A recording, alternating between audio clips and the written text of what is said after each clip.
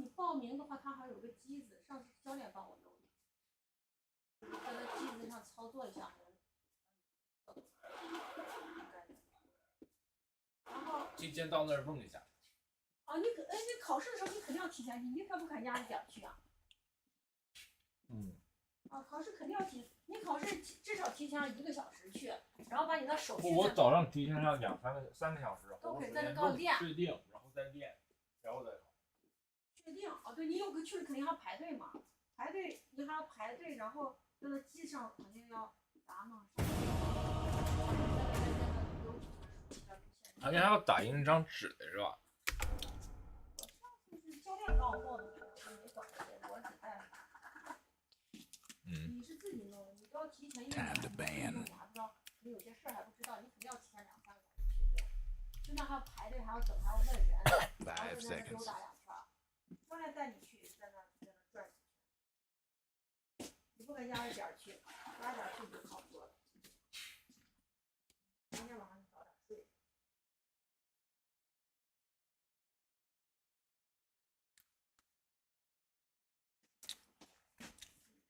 10 seconds to go.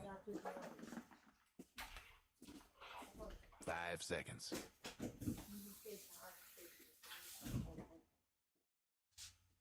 Your pick.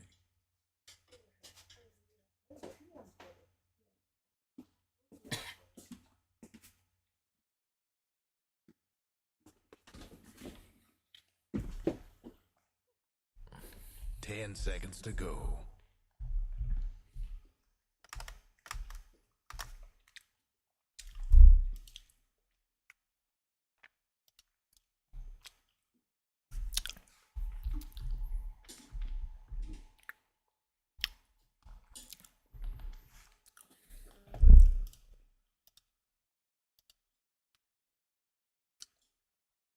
Ten seconds to go.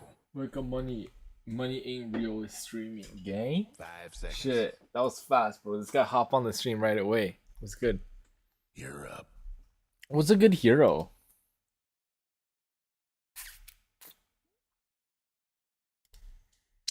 Ursa and Razor. Dude, Loki, I'm addicted to playing Lena now. Like, Lena's just fun. I'm just gonna go magic build and fucking kill people. Like, it's fun.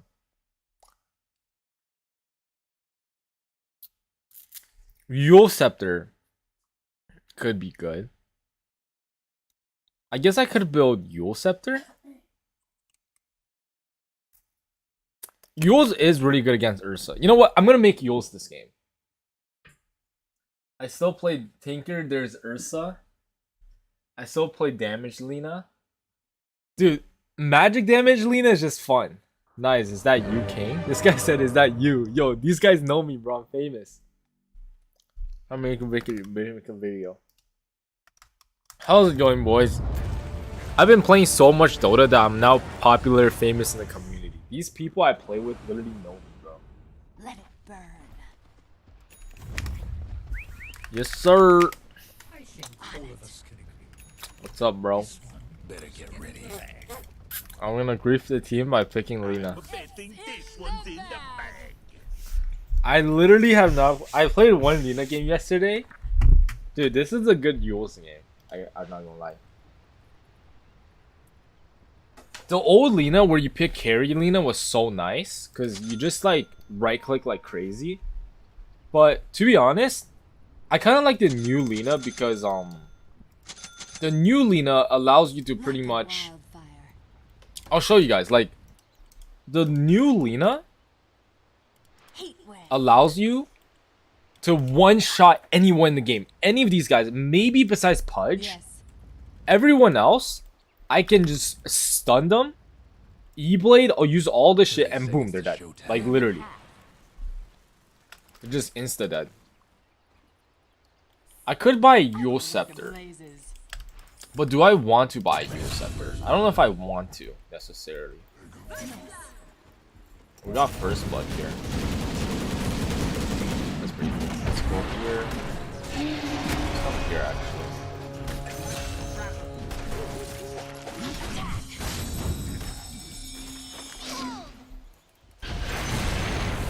Oh, wow. I didn't even do shit. This toss got a triple kill, bro. Oh, double kill. Okay, we already won, guys.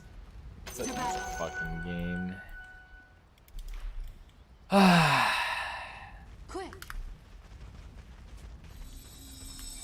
Oh, he's gonna get the rune and miss the lane.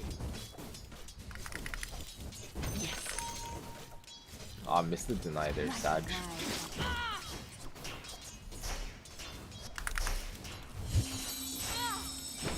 You're just using spells randomly, bro. Like, people who do that just lose mana. That's fine. Easy. I'll get my bottle. Get another ward. Oh shit. Unfortunate. Help! I'm under attack.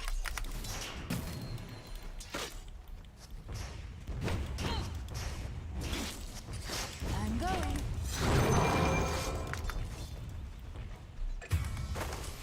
Yes. Might retire before you even reach Immortal, bro. How can you retire before you reach Immortal, bro? That's not allowed. Then you're a quitter, bro. Can't be a quitter out here.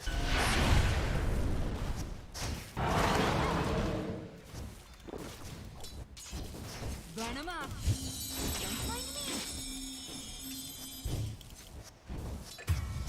Time to hot foot it. Can't be a quitter, bro. Burn a path.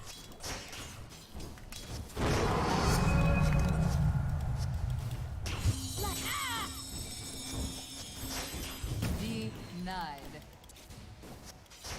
To battle.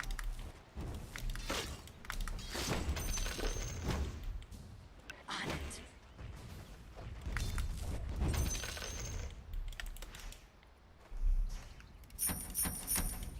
Yes.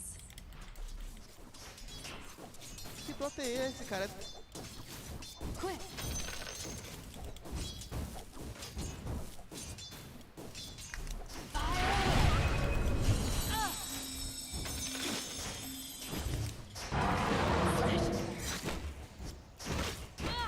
Throw my fireballs at me. Open fire.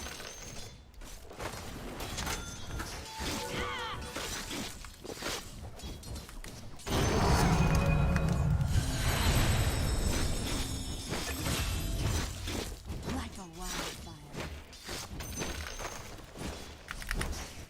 No. Burn a path.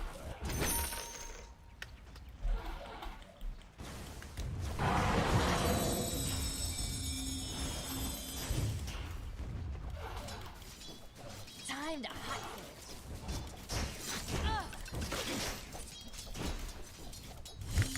yes. Shit. I go like the blazes.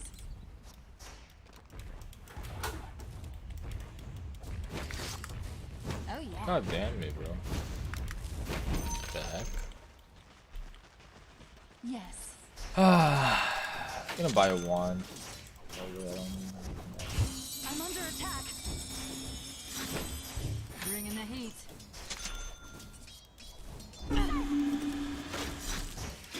To battle. Oh my god, I missed. GG. I'm going. I'm bad, guys. I'm trash. Yes. Fuck.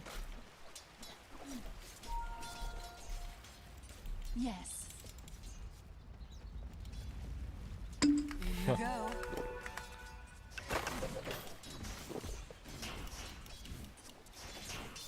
Quick.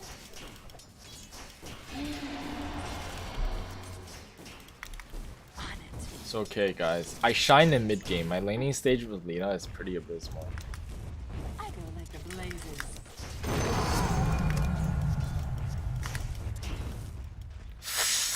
Yeah, this is terrible, man. This is like really bad. Like I'm missing so many last hits. Crazy.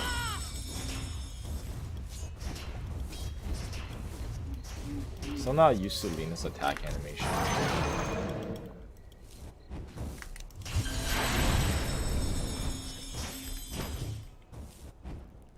I'm going. I have no mana. Helpless swell. No. Thumbs up.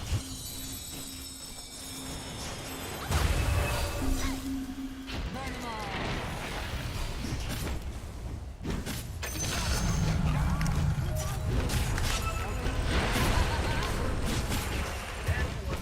Dude, I'm actually bad.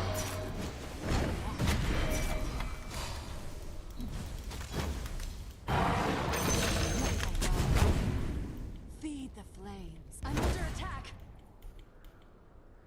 Burn a path. Battle not burn. Yes, sir. Yes. Just gonna eat this. In you go. Look at this garbage ass gameplay, guys. Some garbage ass gameplay. Oh my god, look at that. Letting my range creep to get denied. Easy move. Leave a tinder. Light 'em up. Okay, I got that one now at least. Might take a mid. Burn a path. Sure, I guess. Double damage. Like a wildfire. Good TP top maybe. Top tower. On it.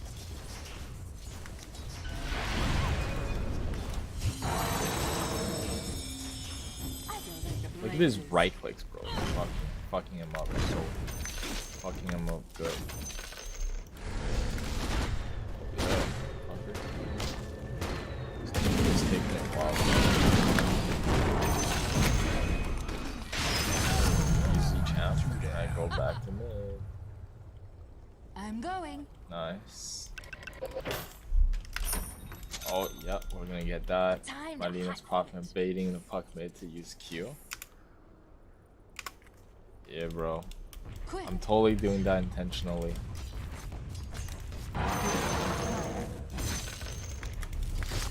To battle. I'm actually, I mean, I'm not doing that bad, but That I'm top doing tower pretty here bad. ain't doing Like, this so is good. bad to my standard. But, like, Lena's just a broken hero, man. Like, There goes your top tower. Heat wave. grab the rune. Probably gonna be top. Yes. Bottom.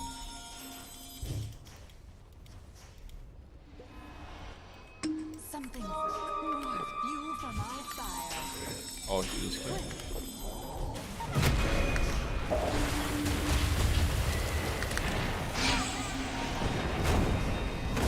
Jesus fucking Christ. Time to pack up.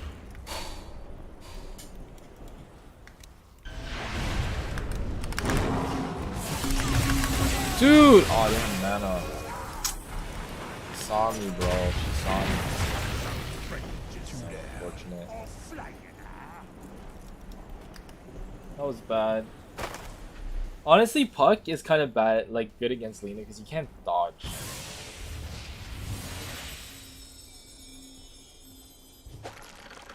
Your mid tower needs a little help.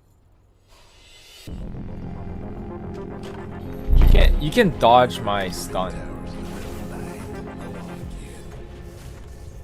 Burn a path.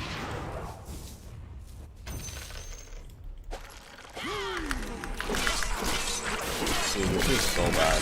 Oh!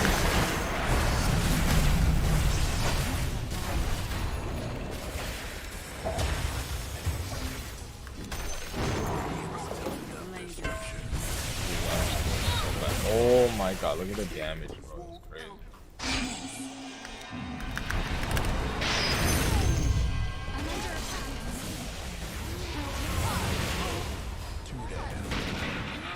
It's crazy. Space. PL's making Midas. Yeah, we can win late with PL, right? Mid tower right about now. No breaking through the dire structures for now. I swear I saw a haste rune here, bro. Oh no, Your it's, mid okay, tower never ain't mind. doing I thought I too was fucking psychic. Saw this.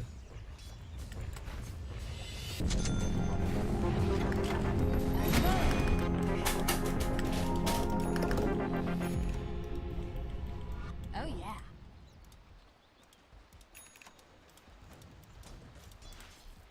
To battle.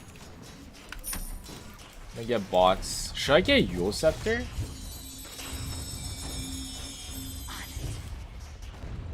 I could. I don't know. Quick. I don't know if it's necessarily good. Bringing the heat.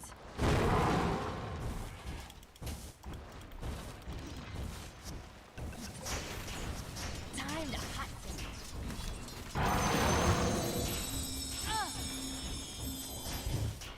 To battle. I don't know if it's necessarily a good Like idea. a wildfire.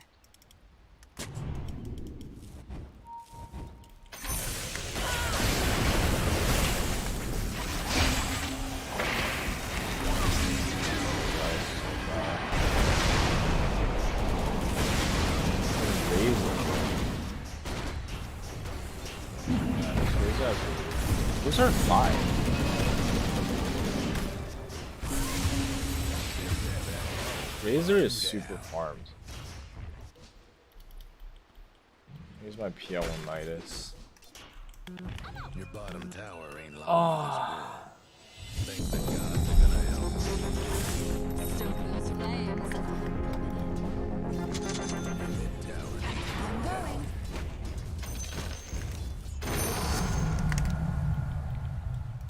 Yes. Your mid tower ain't doing too well. Your mid tower's done for. Yes. Attack. A slow burn. Burn a path. Oh, word up, Roche. First. On it.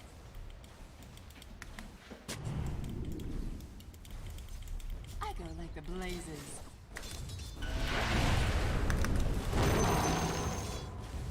Heat wave.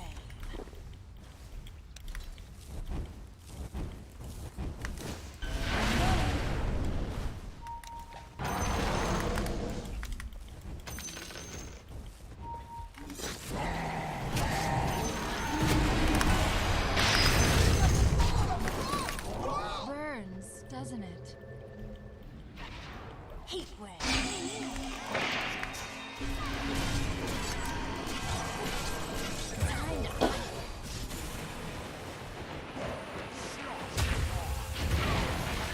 Like a wildfire. Man, I don't really know if I can trust my PL, bro. This guy's kind of new. Yes. Your Like, top making tower's Midas on running. PL is so stupid. Cause, Burn a dude, path. come top kill Razor. Yeah, let's go kill Razor. We need to kill this guy. Oh Might yeah. wanna check Like, your cause when you bottom make tower. Midas on PL, just go Diffusal. Like, you farm faster with Yes. Diffusal anywhere. Like, yeah, it's a fighting item, but I feel like for PL, it's a farming item. I go like the blazes. This guy Your knows, bottom bro. tower's in a tight spot. Need to smoke to him. To battle. They're meaning to smash that bottom tower. Dude, we're here. trapped in our own jungle. This is so bad. Burn a path. Your bottom tower in this world. That's crazy. Quick.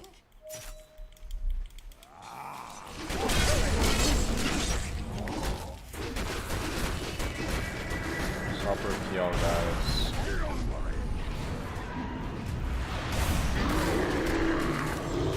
Time to hot.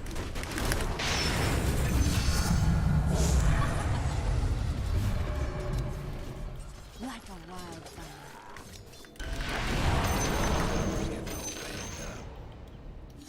Yes. Podcast regen.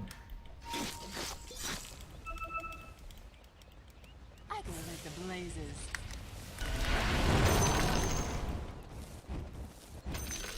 I'm going. Nothing to burn. On it. Holy shit. Oh, they have a fucking Yes. ward. Might want to check your bottom tower. Bounty. Heat You wave. build no skill. Dude, get a diffuser.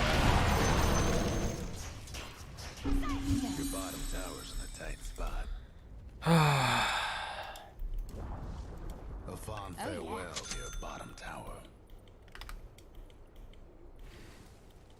To battle.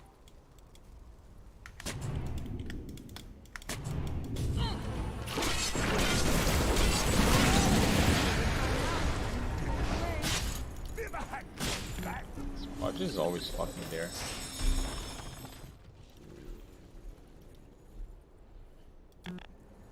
They all at bot. Why still go bot? You guys are not dewarding. Tower's coming apart. They have wards. Radiant structures must You're not buying wards.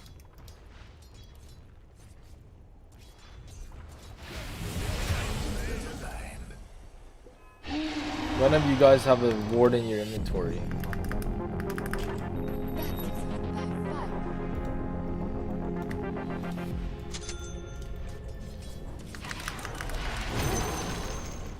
Fucking support's not supporting, dude. Time to hunt. Somebody's on a roll. When the supporters don't support, it's a hard game. Like a wildfire.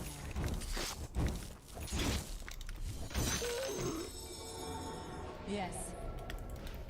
I don't even know what to buy. Yo Scepter? I mean, I could buy a go with Windwalker. I don't really know, man. Guess I can buy I'm this. going.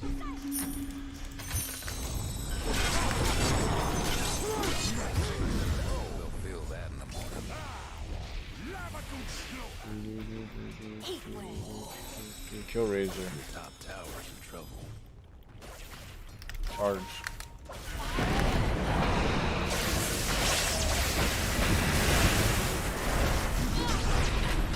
Structures like this. Burn a path.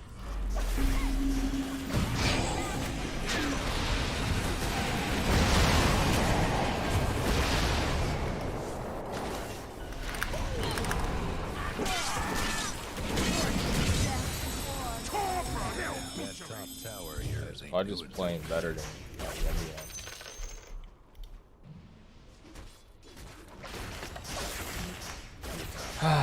This is really trash SB, bro. Like, yo, so who's much our for your position top 5? tower. This guy's just going phase boots, Octarine core. Like, what the fuck is this? Your top tower's in trouble. This guy's actually a count buyer, bro.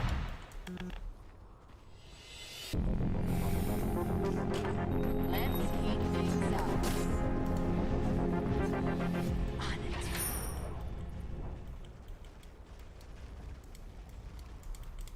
Time to hot foot it. Mid tower ain't doing too well. I'm going.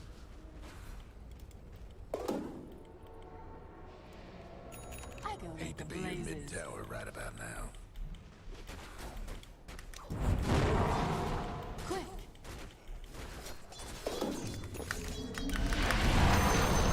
Heat wave.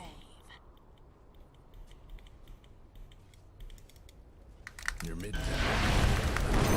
Forward roll. To battle. Tower's coming apart. Lose him as your mid tower. Yeah. Your mid tower needs a little help.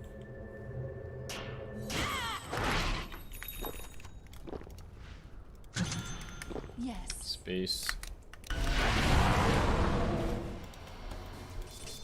Light him up.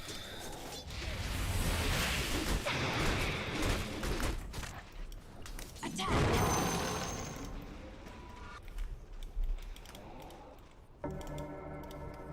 Level 8 making fucking Octarine core. I think they might be Roshan, guys. They're gonna Rosh. Puck has a haste.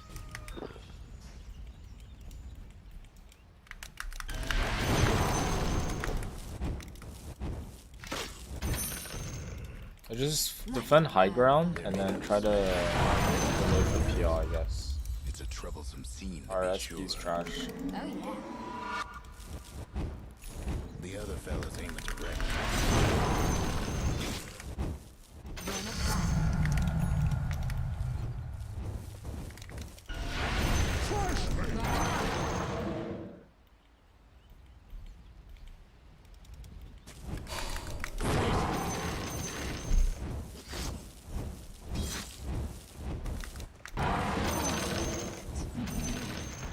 Might want to check your bottom tower. Can't do nothing about dire structures right now. I go like the blazes.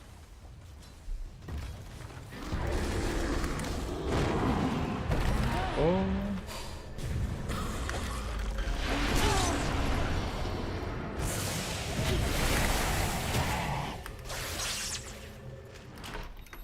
Kill Puck. Burn 'em all. Puck is a lone killer. He has a haste though, I don't know. Yes. They get like the perfect stun combo off.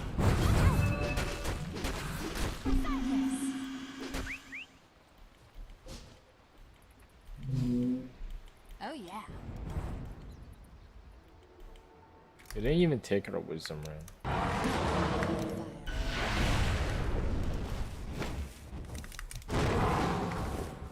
In you go. I'm going. That's forward a roll.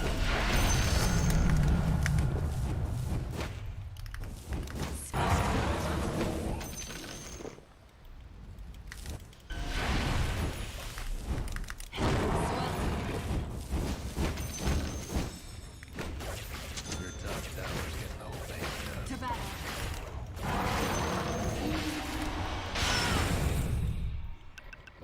On it.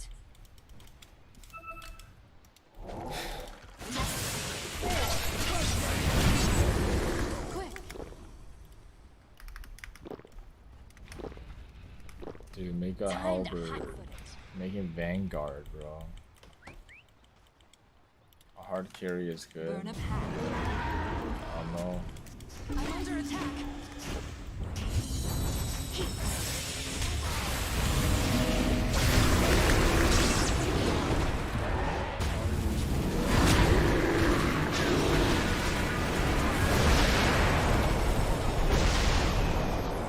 Your top tower.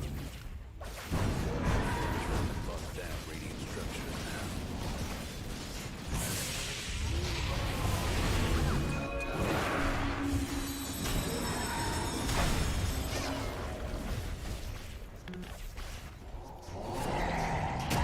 They don't really have power push.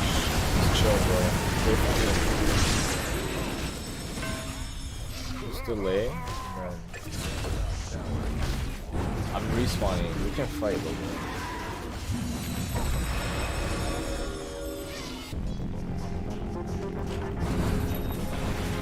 Go, go, go, go.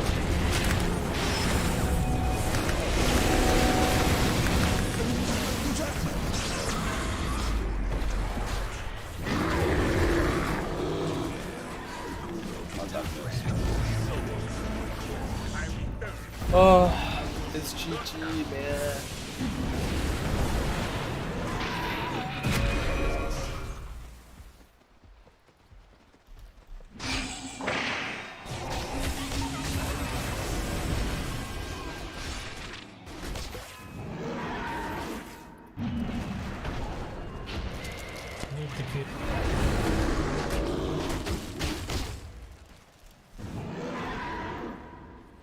Hate to be your mid tower right about now.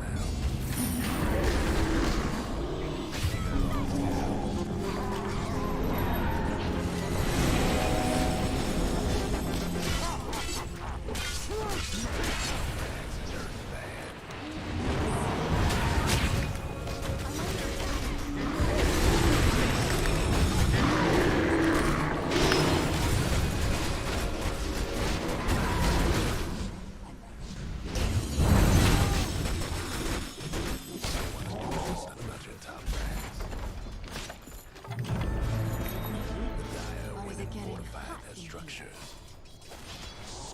You ain't done. Quick.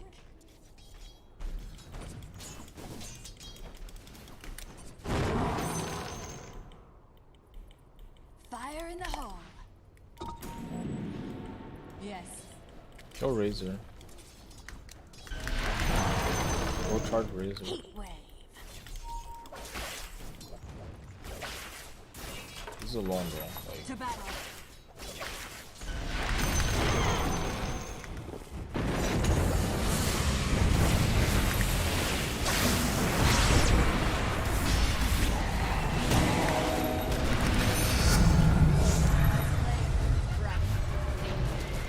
do I go George this game? I don't even know. I'm going. I like Yost is low-key ass, but it does break out of Puck's coil though. Like, like it's a decent late game item, because I can break out of the coil. I don't even know how it works, so I just right click and I move. Is that just what it is? Heat wave.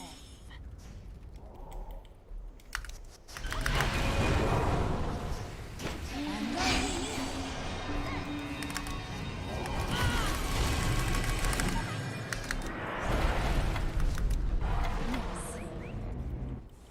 Roche is gone. Courtesy.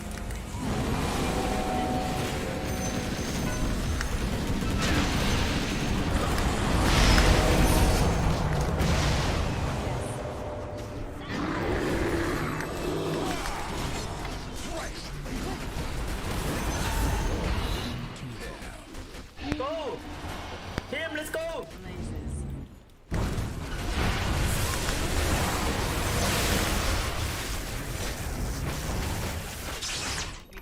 Oh guys, there's only 2 people, man.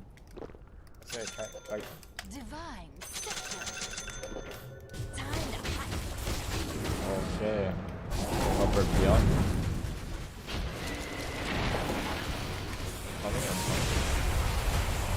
Oh, go.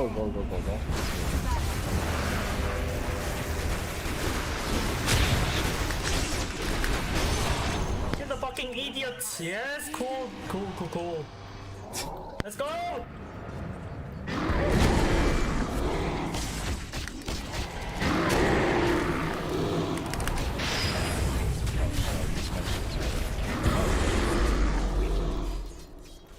I'm not.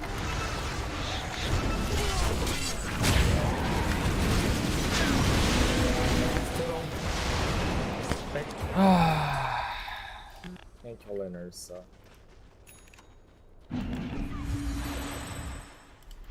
Was long. Tier 2 neutrals. This wisdom room.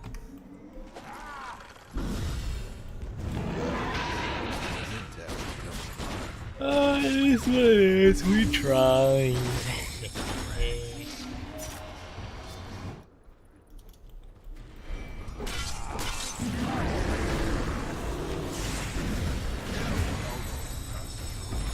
What the fuck? Rax is in serious trouble.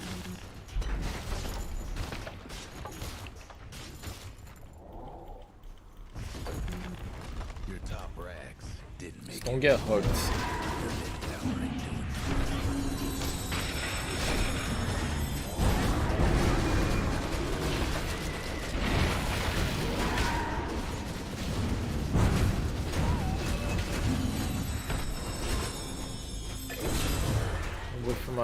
I'm gonna wait for my PL to stall. Made this. Yeah, it's kind of what happens. PL goes by this, but we're gonna wait for the late game for them to carry us.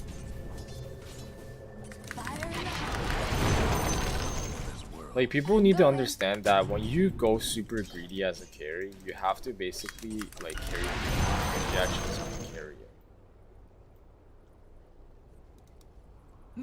Yes. Are you okay? Burn up half.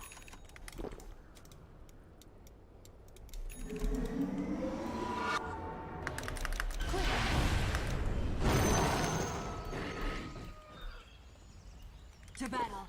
Yo, I took this? Oh, yeah. Doesn't really matter.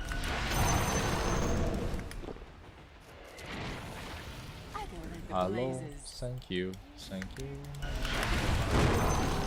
I guess I'll just go Ethereal Blade. And I can go Agnos.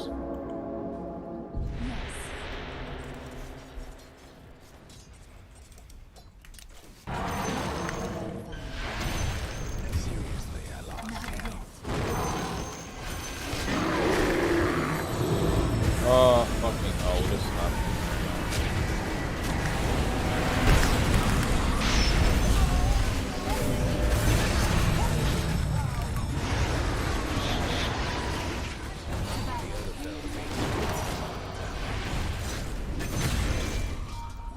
What's up, Hawk?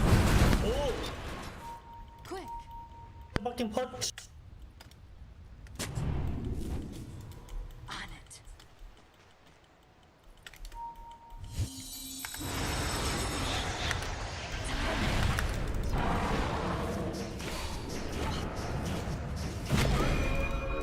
I'm going.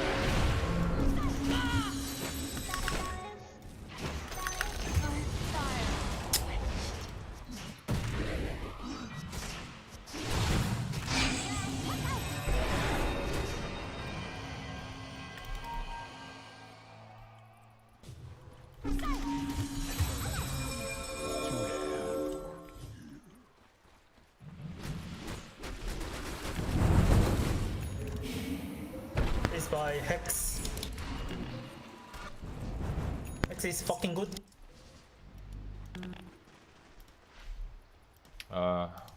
Fucking annoying ass game. This PL's not that good. I mean, it's just like PL. But hopefully he carries, man. I don't know.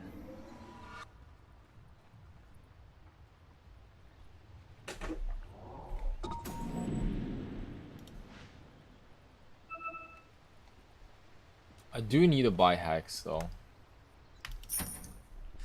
So many items to press. I guess I'll buy Hex and not Ethereal Blade, but then I can't one-shot people. I really want to buy Kaya though. I'm gonna buy the Kaya for now. Yes. And I'll buy Soul Edge Hex. This, I guess. SNY, maybe like AC. BKB. Yes. Could buy BKB as well. Scotty seems okay. I go like the blazes.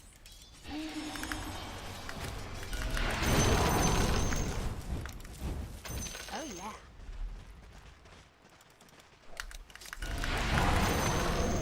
On it.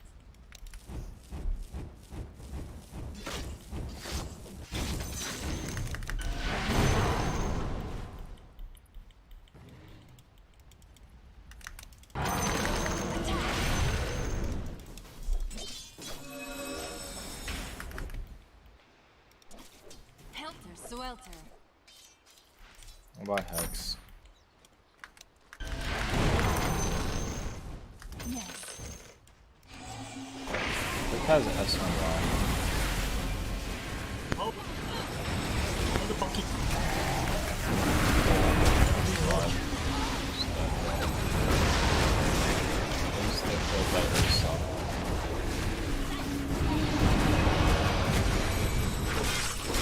That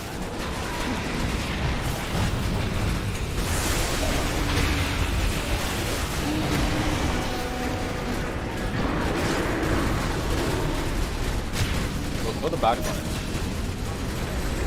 Oh shit, they lose this. Fuck him up.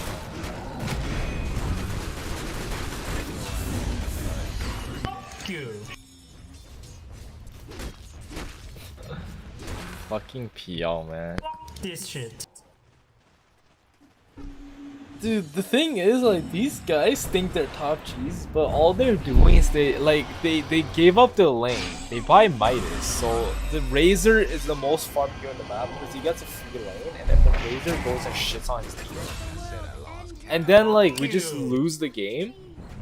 But then they go late game because they're the only farm hero, and then they carry because you know it's a good matchup. Like they don't really counter PL, right? To kill PL, they all have to cast their spells in a way where it's like perfect. But yeah. Burn 'em up.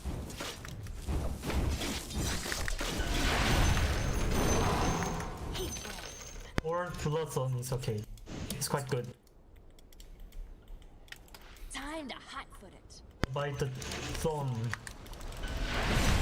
I feel like I just need to live.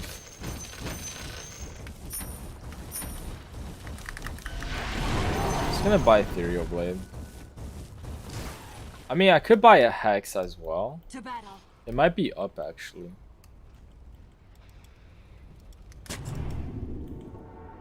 Oh yeah. Oh, it's not. It's gonna be soon. Burn 'em all. Slow burn. I'm going. Always to front and backline. Slash and burn. Send the fight under our vision. Killed everyone. Support and everyone. Fire.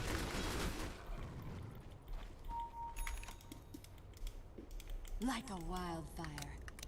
Rush. Maybe we can keep them. It's okay. I think. Doesn't matter. Quick. Dude, it was not up. Keep Now them. it's Keep them. not. It's okay. Look at them. Time to hotfoot it. I literally checked and it was not up. Bro, it's like those things where you check is not up and then the next second you leave it spawns. Everyone needs buyback, I think.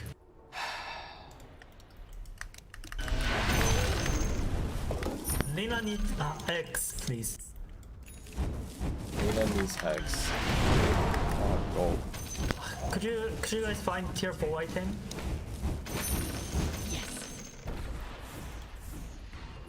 Aki has this too. She's Oh, yeah. like. What the fuck is there? Get back. Why are they there? What the heck? How the fuck is he there actually?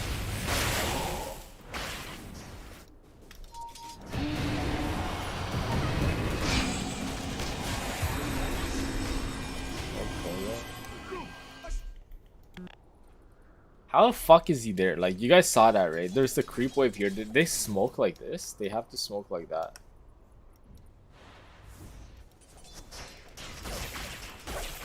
Guy has a pistol blade.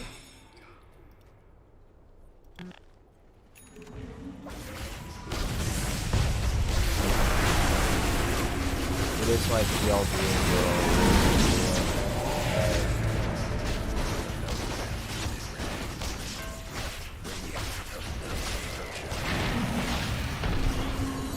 Scanning the ledge beside it. Well, PL died, so we lost. That does it.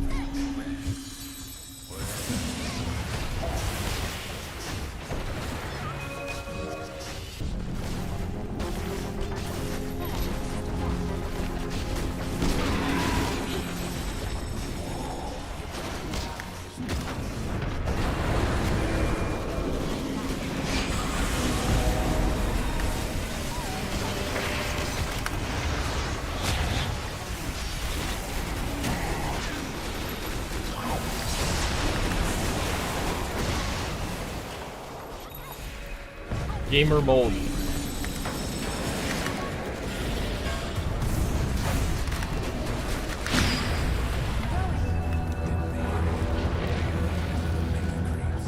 Oh, why? Fuck, why did you use E-Blade? Dude, he kicked him out of my stun, bro.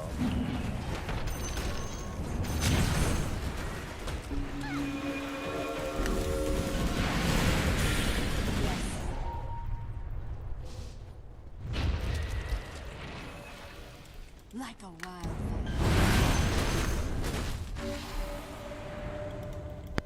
Made a mistake a lot. Well, Made a not- mistake a lot. Yeah, buddy.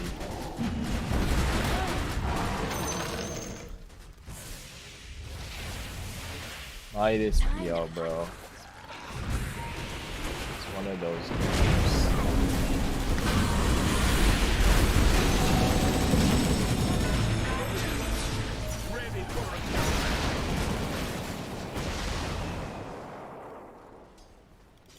It's just one of those games where your carry just fucking AFK farms and expects the team to why Oh yeah. and he's like, why are we losing?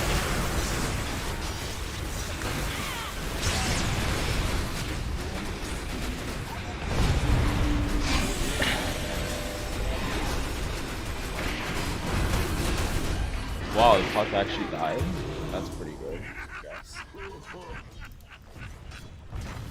Only 50 seconds on the Aegis. Maybe just wait it out.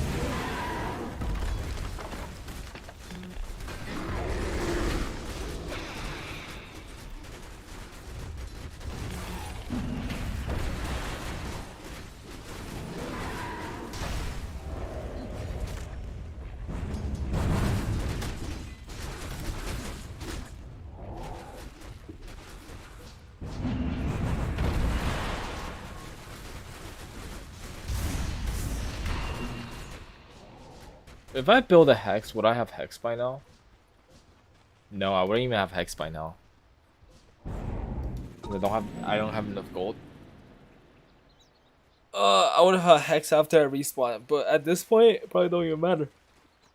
Rather just have some more damage. My positioning is kind of bad, I'm not gonna lie. It's kind of trash. They are kind of going on me. Throw another hero in the fire. Burn a path.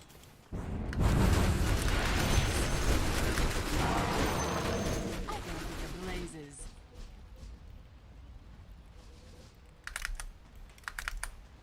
To battle.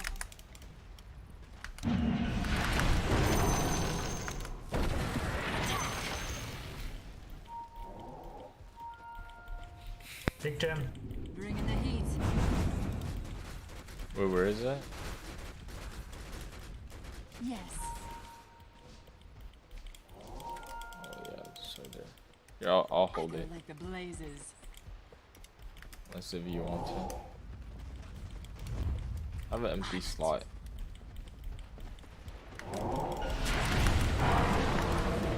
Just gonna save the buyback. Yes. Nice, 10 gold. Time to hot foot it.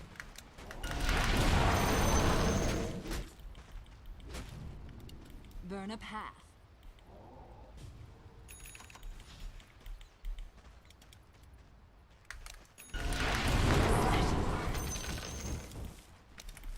I'm not ready. Burn 'em up.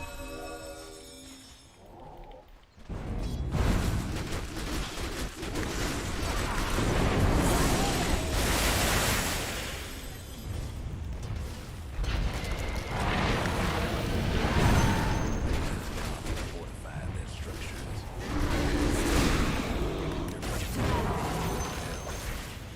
SP is terrible.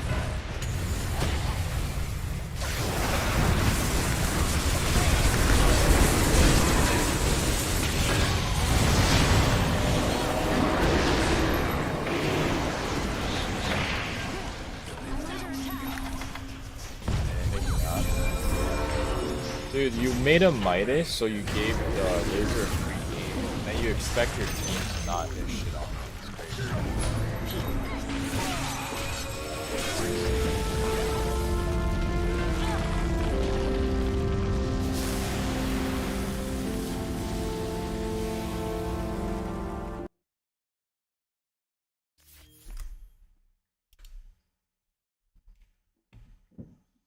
Yeah, it is what it is. What can you do? It is what it is, boys. It is what it is.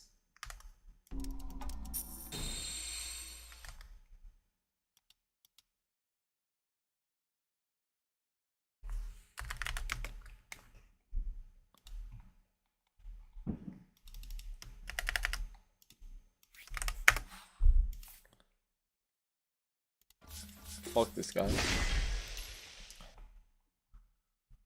Ah, the Tusk, man.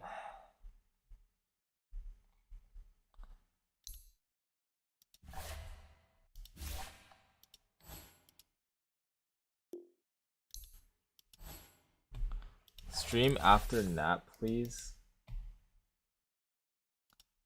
Why do I need to take a nap? What's wrong with this guy, boy? What's wrong with this guy, man?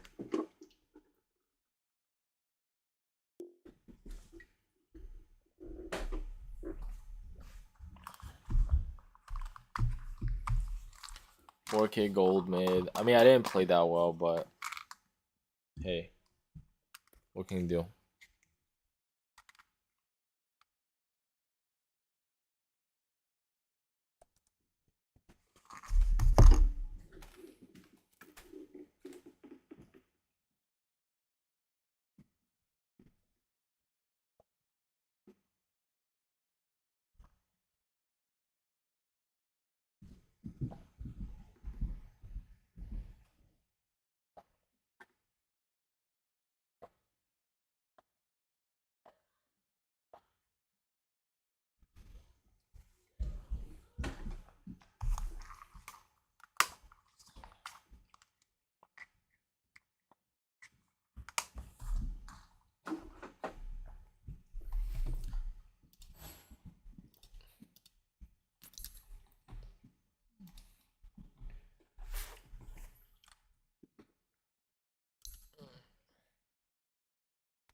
Orchid was definitely not the item.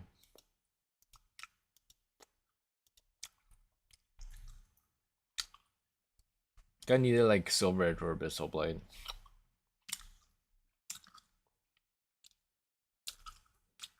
Yo Scepter was not the item either.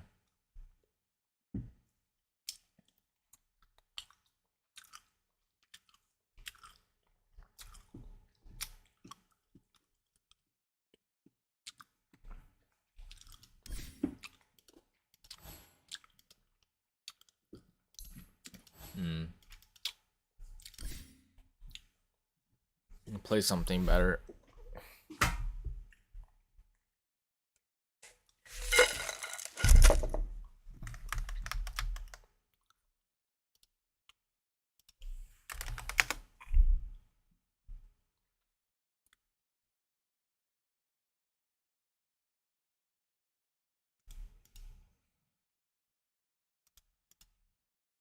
Hello friends and welcome. Monkey D. Garp, the hero of the Marines, has just been defeated and will die in his battle against the Blackbeard pirates. Why, Lord? Why, Lord? Why? Yup, an entire crew of Yonko commanders and a former admiral were needed to take down this one man who only has his fist. But even then, they had to use underhanded tricks to achieve this feat. You can't keep getting away with this! Now, with his grandpa getting clapped, Luffy ain't sitting still. So with chapter 1087, we jump back to the events of chapter 1081, where Garp was showing us his absolute dominance with his Conqueror's Haki-infused Galaxy Impact and Blue Hole punches. And lucky for us, we too can now become freaks of nature by following Garp's workout routine of using marine battleships as punching bags. But it wasn't just Garp who did this training. His current opponent and former pupil Aokichi trained right beside him. To make things even more insane, Garp's training regime is beyond broken, as they weren't punching the ships with hockey hands or even devil fruit powers. The rule was that they could only use their bare hands. You know, after learning this, it's no surprise that a hockey-infused punch from Garp would be able to destroy a whole town in chapter 1080. Like, it's just crazy. But back to Full Elite Island though, Garp is still in control of the battle where he has thrown San Juan Wolf into the sea. Although we don't see how Garp managed this, the feat itself gives him even more points for his strength, as if punching battleships every morning wasn't enough. This is actually crazy because Wolf is over 180 meters tall. For comparison, you guys remember Ors Jr. from Marineford who was making giants look like normal people? Well, he was only 60 meters tall. This tells us that if Garp was serious and throwing hands in Marineford, he he could have single-handedly thrown oars out to the sea, leading to the Whitebeard pirates' defeat. Now, Wolf might have been dealt with, but Garp still has the rest of the crew jumping him. With his decades of fighting experience, he uses their numbers against them when Vasco Shock spits fire at him using an attack called Heavy Drinker Furnace Flame. But Garp has his own special counter move called Pirate Fireball. Now, you might think this attack is a punch, which is so fast that it creates fireballs against the pirates, but nope. But Garp instead blocks Vasco's attack using the bodies of the fodder Blackbeard pirates and then throws the burning bodies around, causing the entire town to flare up. With the exception of Kobe, Gross, and Helmeppo, Garp's ship has already sailed off the coast with the sword members and marine prisoners. This tells us that Garp is using himself as a diversion for his fellow pupils to escape. Gross seems to understand this sentiment as he asks Garp if he is the future of the Marines too, giving us a hint that when Garp decided to solo rampage onto the island, he likely knew about his fate, that not even one of, if not the strongest Marine ever, could escape the capital base of a Yonko alone. However, if he didn't go, then everyone who had been taken captive, including his favorite Kobe, would be dead, as we already know Akainu and the rest of the Marine High Command didn't have this rescue mission at the top of their priority list. So the old man tells Kobe, Gross, and Helmeppo to run while he holds the rest of the Blackbeard pirates back, because Kuzan has stood up once more even after tanking Blue Hole. But Kobe sees a baddie in need, so the dog inside him jumps to her aid only to find out that she was a pirate all along. Like, dude, you are inside the pirate island. We just found out all of your friends and the Marines are in the ship except you four. So who you gonna save? You stupid or something. With Kobe distracted by the prank of the century, Shiryu, using his invisible fruit powers, sneaks up on our boy, but just as he's about to stab him, Garp blocks the blade with his own body. Wait.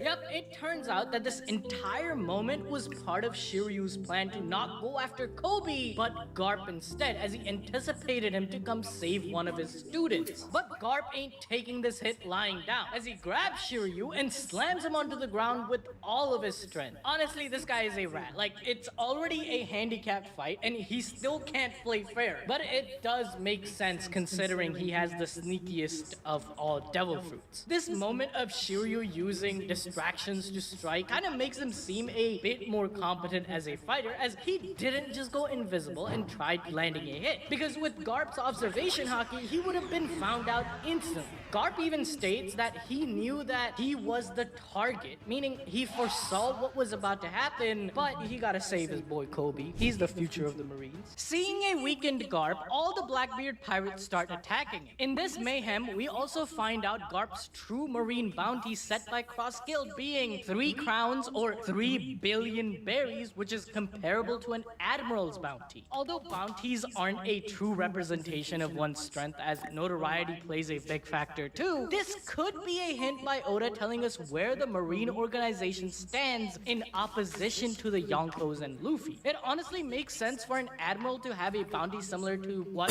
Luffy is right now. Because just last chapter, we saw a whole new cast of strong characters in the Gorosei, Figureland, and the Gods Knights. These guys are supposed to rank higher than the admirals in the government food chain, so it makes sense for admiral bounties to be less than a seasoned Yonkos like Kaido, Big Mom, or Shanks. Coming back to the chapter though, we see a flashback to a young Garp where he meets Kuzan for the very first time. Now, Kuzan wants the hero of the Marines to train him, but Garp tells him to leave him the hell alone. And guess what Kuzan does? How about no? So Kuzan starts to imitate Garp instead by punching the battleships just like it. As days pass, Kuzan's punch starts to become stronger and stronger until one day when his punch sounds as loud as Garp. Through his show of unwavering will, Kuzan gains Garp's respect and they start getting closer with one another. So close, in fact, that Garp even felt comfortable enough to complain about his family to him when they ate snacks together. Garp laments that his son has become a revolutionary and his grandson wants to become a pirate. But Kuzan is confused and annoyed, asking, what the hell does that have to do with him? Why is this old ass been talking about this? Just teach me how to punch harder. But this gives us a hint to the gravity of Garp and Kuzan's relationship. With his family's goals and way of sailing life in direct opposition from Garp's own as a marine, he had found solace in his pupil Kuzan, who you could say had become a part of his family now too. This very act of Garp's family's defiance against the Marines and the government likely is the reason why he's so hell-bent on fostering a bright new future generation for the Marines, because he wanted his child and grandchild to follow in its footsteps and give his meaning to the words of justice written behind a Marine's code. But that didn't go as planned. So Garp has felt alone in his pursuit of justice until Kuzan, Kobe, Helmeppo, and the rest of Sword became part of his family. Like, even in his own so-called home with the Marines, Garp is lonely, as shown by the countless times he has rejected the promotion to Admiral. And this is all due to Garp understanding and seeing the gray in the world, where good Marines and bad Marines can exist at the same time, as well as good pirates and bad pirates. So he could never bring himself to be the head of an organization that only saw things as black and white. For example, Garp, after fighting alongside and against Roger for decades, saw the good in him and his crew. That's why he chose to take care of Roger's son Ace, while the Marines wanted to find and kill Ace. However, if he was an admiral, then he would be under the thumb of the Celestial Dragons and would be forced to carry out similar actions to what we saw Kainu do in Ohara, where an entire island is destroyed just because they seeked knowledge. We see this same sentiment shine through Kuzan, where due to Garp's teachings, he decided to save Robin, an innocent child, and later fought against Akainu's idea of absolute justice. So Kuzan's betrayal must be an even greater wound than what Shiryu has given him. But Garp can't even catch a break, as Kuzan covers his hand with a technique called Ice Glove, and they both punch each other's faces with Haki, creating a giant explosion of black lightning, confirming that Kuzan also possesses Conqueror's Eye. With both of them thrown away to the ground, Avado Pizarro brings two huge arms from the island using his Island Devil Fruit Cups, and is about to crush the fleeing marine ship. But Garp can't do anything, as he's lying on the ground all bloodied up. It's likely that if Shiryu doesn't injure him, then that blue glove punch from Kuzan wouldn't have been as effective. But with a broken body, Garp can only do so much, especially going up against the top commanders of a Yonko's crew all alone. However, I don't think this fight is over yet, because Garp cannot fail again. This man has failed too much in life already. As a father, his son turned into the world's worst criminal. As a grandpa, he let one of his grandsons in Ace die right in front of him, and his other grandson is also in opposition to him. As a mentor, one of his greatest pupils has forsaken the Marines, which he holds so dear, and now that very pupil is threatening to destroy the last piece of future Garp has carved in his image in Kobe and Sword. He even tells Kobe at the end that he shouldn't worry because justice will prevail. So I'm sure Garp will get back up for a one final last standoff to let everyone escape, albeit likely resulting in him losing his freedom or even death. And this death could be the catalyst for Luffy versus Blackbeard. Although not following the same path of justice like his grandfather, Luffy still loves him dearly, and the Blackbeard pirates hurting Garp would make things even more personal for Luffy. Not only did Blackbeard have a hand in his brother getting tricked and killed, but now his crew has just messed with his grandpa. Remember that Luffy only fights with his heart when it's one of his nakama or someone he cares about being in trouble. For example, in Wano, Luffy cared so deeply for the country because Kaido was hurting his friend Tama, Momonosuke, and Kinemon. Furthermore, the fight against Doflamingo was fueled through Luffy becoming friends with Rebecca and learning about his ally, or in Luffy's head, his friend And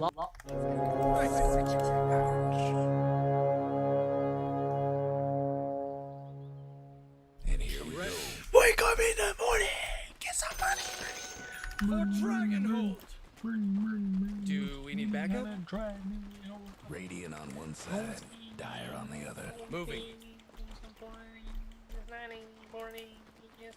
Gotta move. Pleasure. Get down.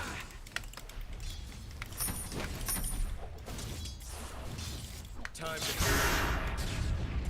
Right. Ready for action. I need help! The enemy could be anywhere.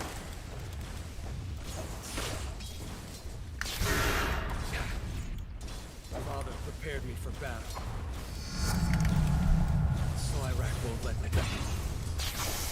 Take me to the fight. On it. I'm gonna drop my boots. Let's go. Stay alert.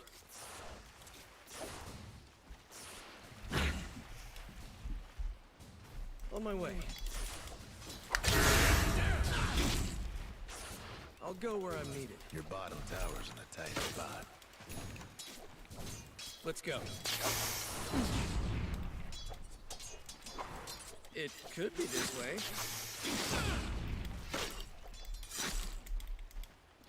On the move. Moving.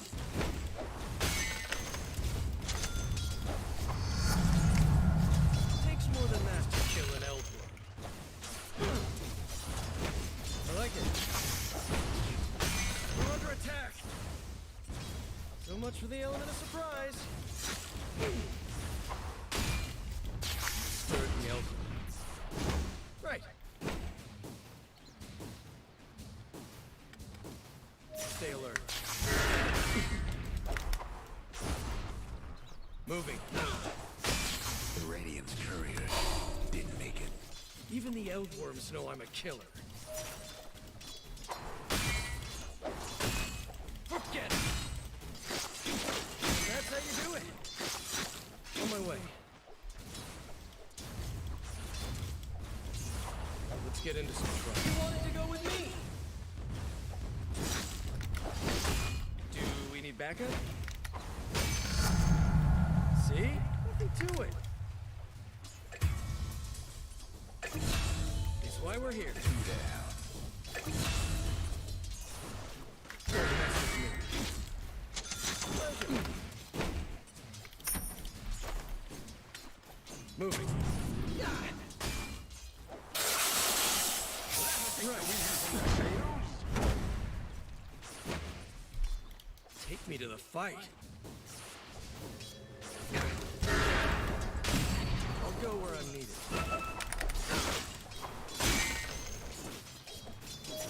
On it. Let's go. Click on.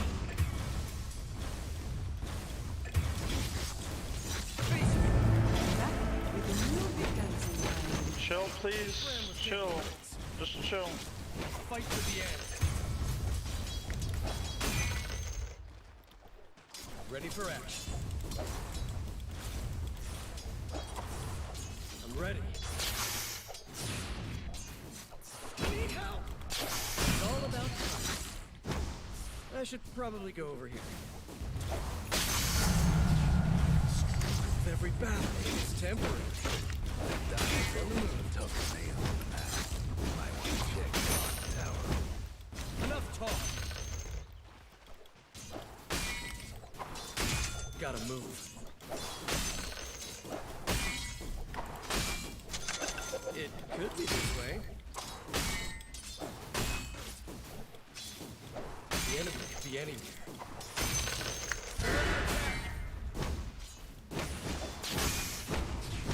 I like it.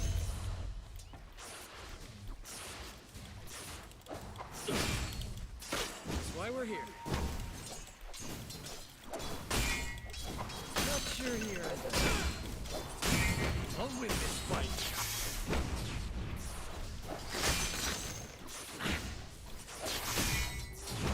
Gotta move.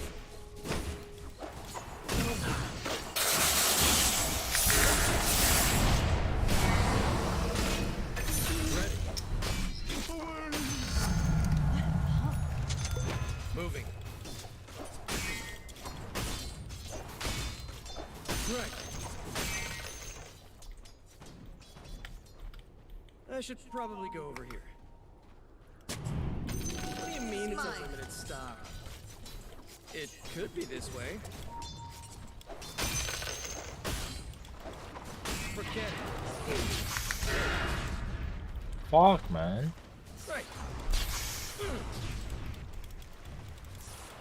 The enemy could be anything.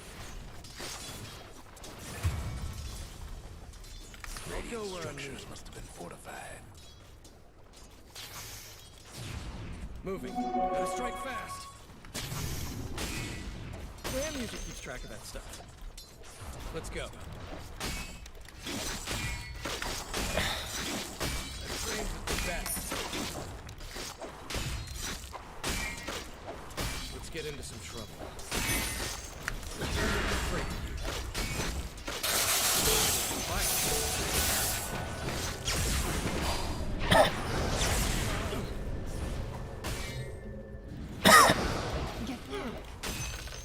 We're done here.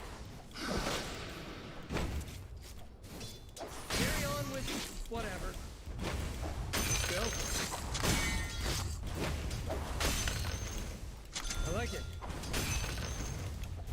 I'll be grizzled in no time. On my way.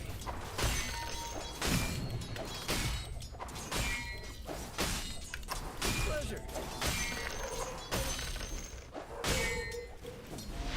Remember my twin died. Didn't make it.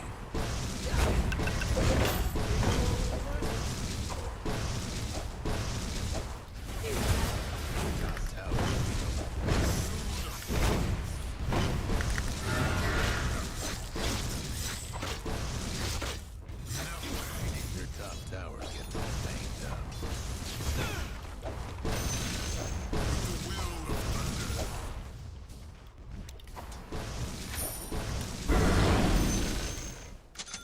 On Ember Wings.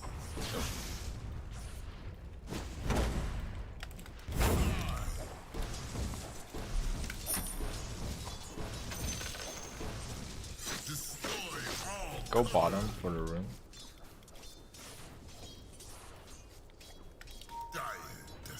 Aiming to wreck your bottom tower.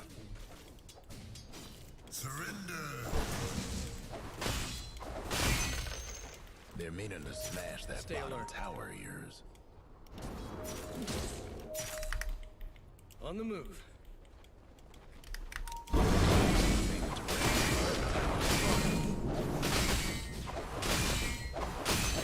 Ready for action. I should probably go over here.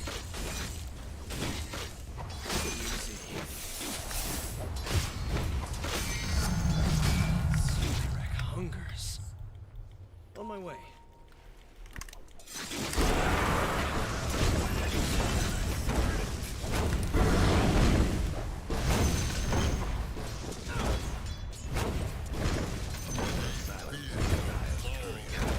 Bottom tower ain't long for this world. A fond farewell to your bottom tower.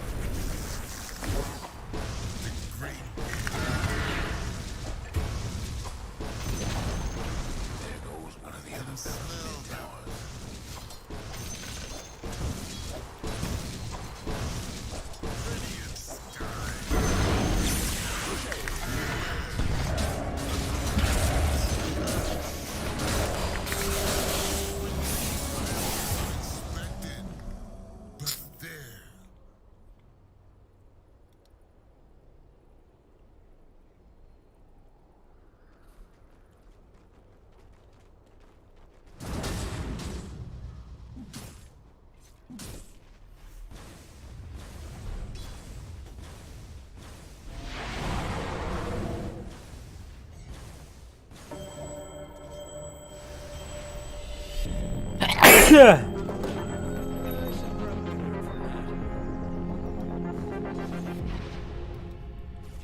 Fight top. Right.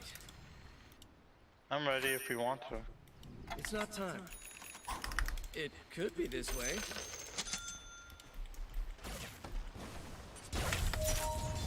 No reason. There's Russian Lincolns.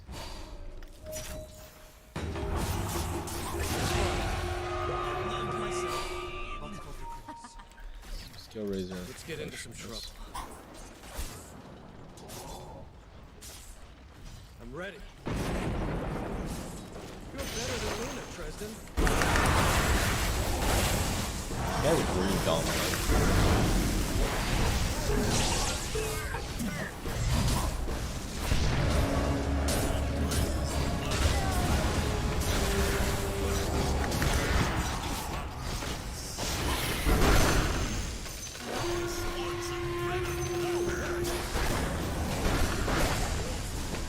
Throw some daggers, bro.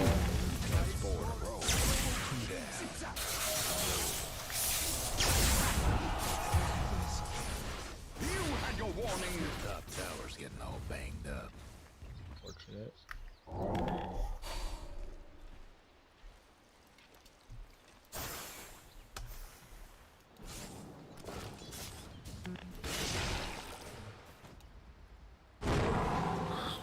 Almost feel bad for your top tower.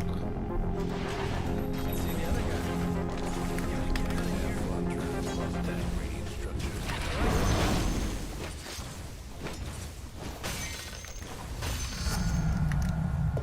The enemy could be anywhere. You're good, but not good enough. Ending them was a mercy. That's why we're here. Chasing after PA. Can we try to fight them? It'll all be over soon. Moving. I'll go where I'm needed. Dragons have no need for stealth.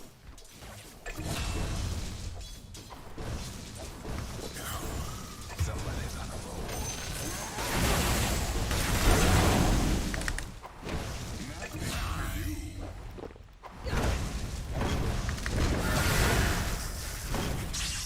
Where I am under attack.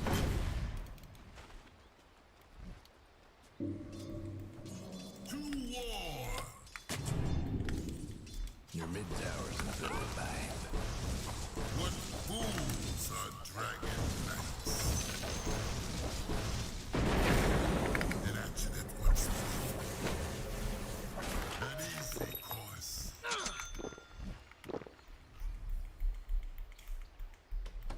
My eye.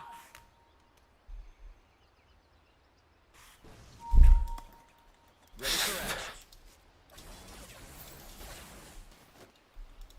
Do we need backup? Let's go. On the move. Kill Razor. Right. Smoke. Moving. Your bottom tower ain't Take me long to the for this fight. world. Are you doing it or no? Stay alert. We're all 5 top, but the To smash that bottom. this is so free far. I don't know.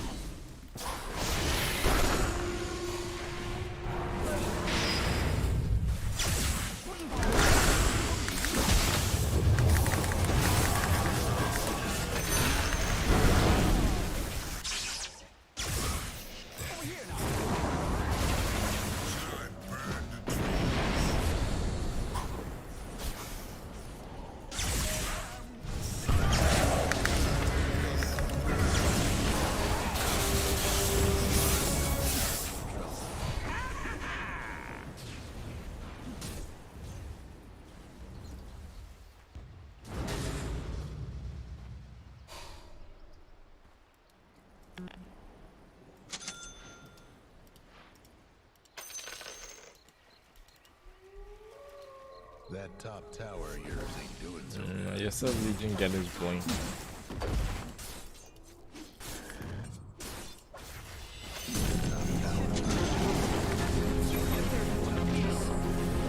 Gotta move.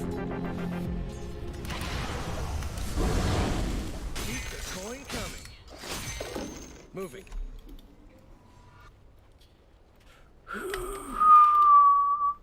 Moving.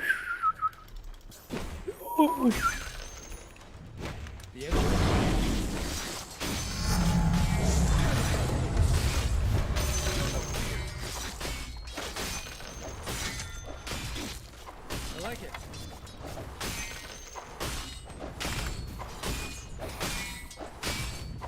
On it.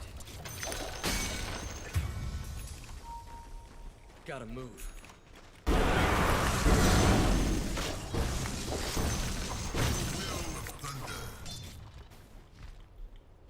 Many thanks. Your mid tower ain't doing too well. Through the dire structures for now.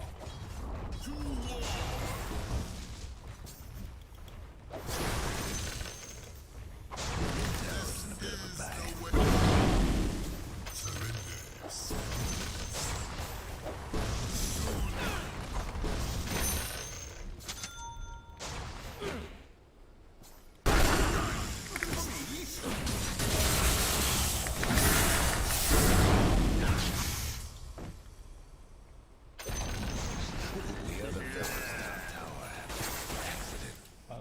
Ba ba ba ba boo ba ba ba boo ba ba ba.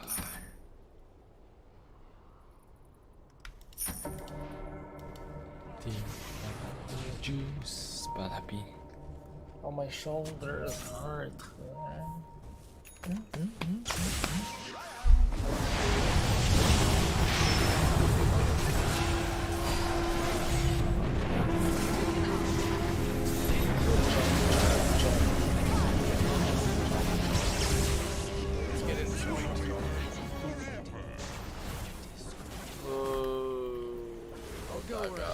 Bro, I'm not even alive, bro. Radiant structures like this. Ready for action. It'll all be over. Your top tower's Let's hurting. go. Ah, well. We'll defend. Let's defend this. Top tower of yours ain't doing so Oh, the storm.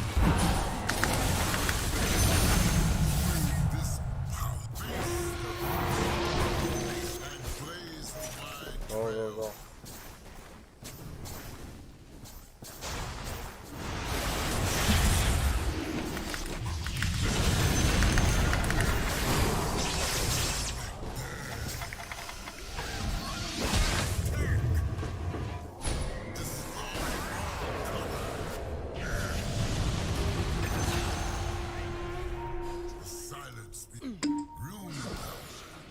Where did Mars go?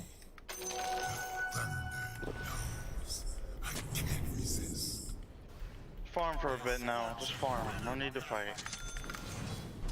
Yuma has been missing all of her stocks. I'll rise to any challenge. Take me to the fight. Yeah, you've been missing all your stuns, bro. On the move. I've been watching you. Got the room. Can't win a war without money. I'm ready.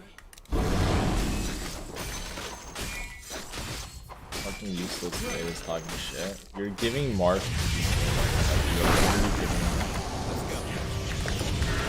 Already, you're ult him? Oh,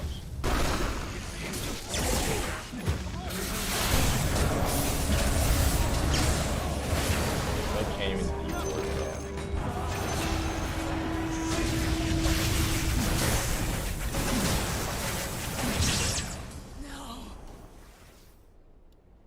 I wonder why we're losing. Like,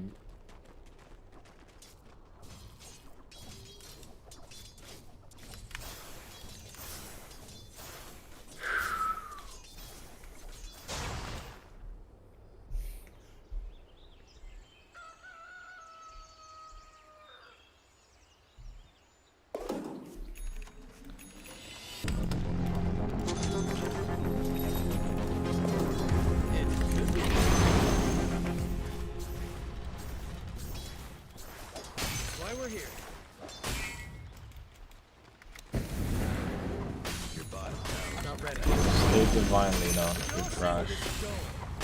Don't break down radiant structures like this. On my way. Right. Pleasure.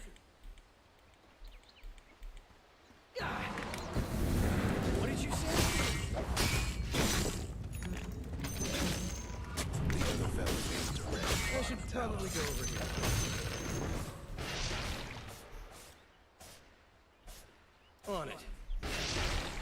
Might want to check your bottom tower. Moving.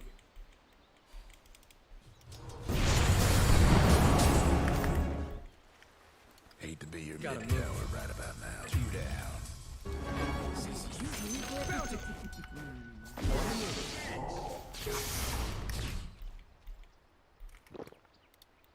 The enemy could be anywhere. Your mid So much tower needs dust. a little help. Moving.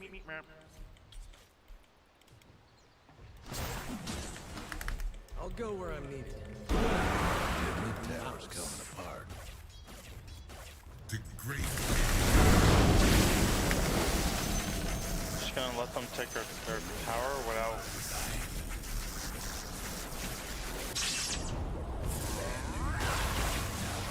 Radiant skies.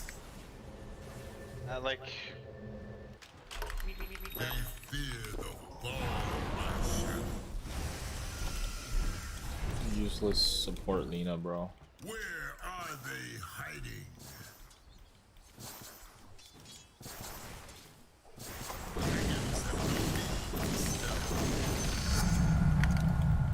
With the help of my blood, even should I burn the trees? On Ender wings. Pleasure.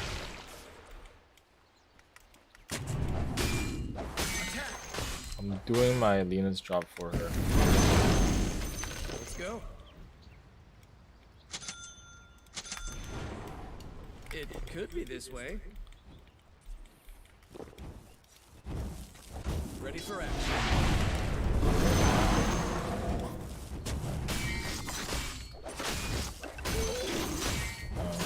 Dude, this is why PA had a bad lane. Because of this retarded piece of shit. Take me to the fight.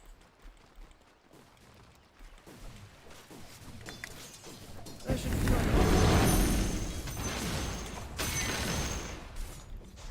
That's why we're here. At first I thought the PA was just retarded, but now it's the Lina that's retarded. Let's get into I some trouble. understand. Can you Dude, do smoke you or not do see they have something? Veno, bro? Do we They have back up? Venomancer that cancels Blink. Like, I'm not gonna fucking buy Right. Blink Dagger this game. I am buying BKB. like Fucking it. two supports that do nothing but damage, bro. Like, that's how you know. Stay alert. Like, we're losing this game because supports are trash, bro. Every game that's lost at On my way. minute sub 20, it's all the supports' fault. Every single fucking game. Supports are Let's trash, go. you just lose. When they have good supports, you have bad supports, you lose. Strength of the Eldworm. I'm ready. Oh, kill him. Nice. 6 in a row. Pleasure. Well played, buddy. Right. Let's get into some trouble. The other fella's aiming to wreck your bottom. Enough. Your On my bottom way. tower ain't long for this world. Let's go. On the You move. look partial to your bottom tower. I'll go where I'm needed. Trained with the best. Dispatch. I'm ready. I don't back down from a fight. Yeah, dude, I'm definitely not gonna buy Dagger when I have two retarded ass supports, bro. I only buy Dagger when my We need team backup? actually has a brain. So they can fucking work with me. But you guys are like retarded, so yeah, like look, you're fucking ulting the fountain You're shit. good. There's no way I'm buying Not Dagger. good enough. It's not gonna happen. Say you're sorry. Some fucking low priority shit happening in this game. Right. I'll fight to the end.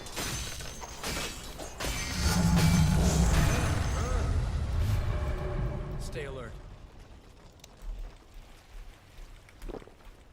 On it. I think they're rushing. Moving. I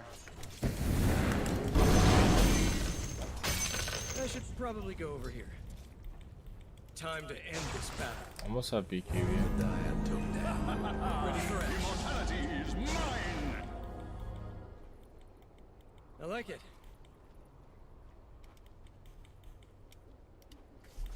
It could be this way. Fight.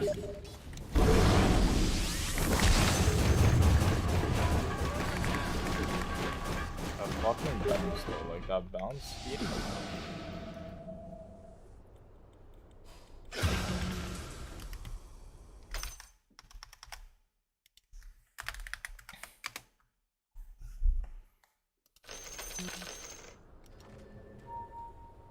Try killing this guy.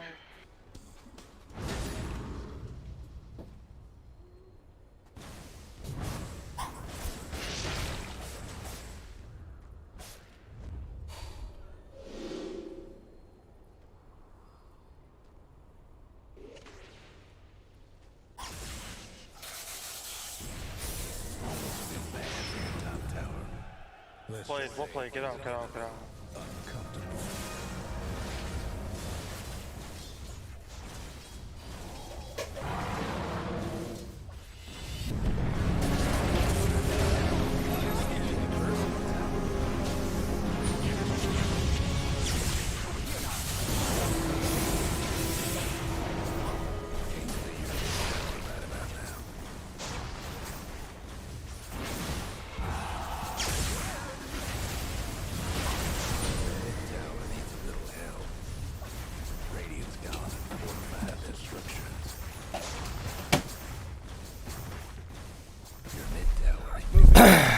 What's happening, boys? You even have to ask.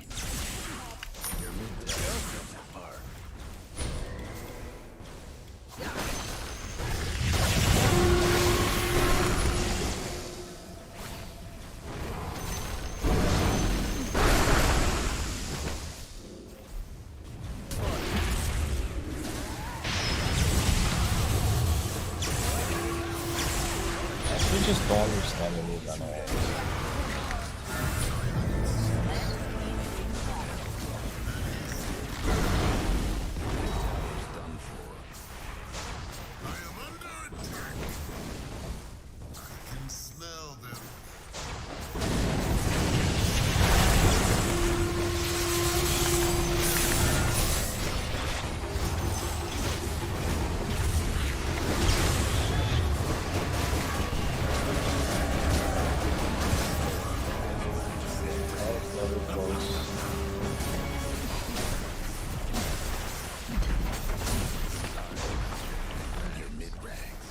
Three avoids. 3 easy avoids.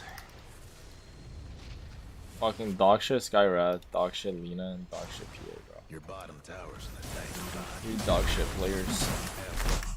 Law's grievance towards Dofi. So Luffy's own grandfather being hurt or captured by the Blackbeard pirates would let us witness Luffy teaming up with Kobe and even Law, as Peach has wrecked his whole crew and he's already an honorary member of the Straw Hats, creating a triple threat attack against Blackbeard. But there is also a possibility that Garp's old friends in Suru and Sengoku will show up to defend him, as we saw them learn about Garp's actions in chapter 1082. They have known Garp for the longest time and are his closest friends, meaning they know how reckless he can be, so them showing up isn't that far-fetched. It would honestly be quite poetic for the oldest generation. Forget it. So much for your top ranks. Afraid the other fellas got a case of the bacon grease. Right.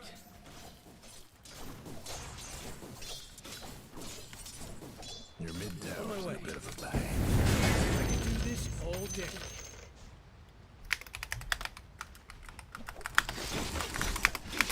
Tower ain't doing too well. Right.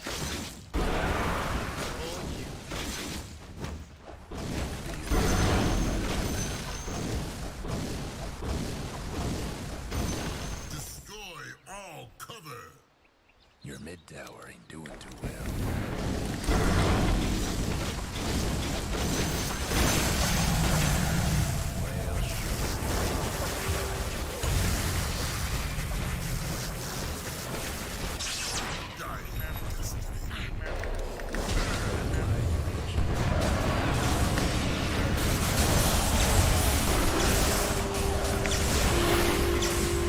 Well, they're taking it out on reaching. Good luck shooing them off. Them dire buildings are tough.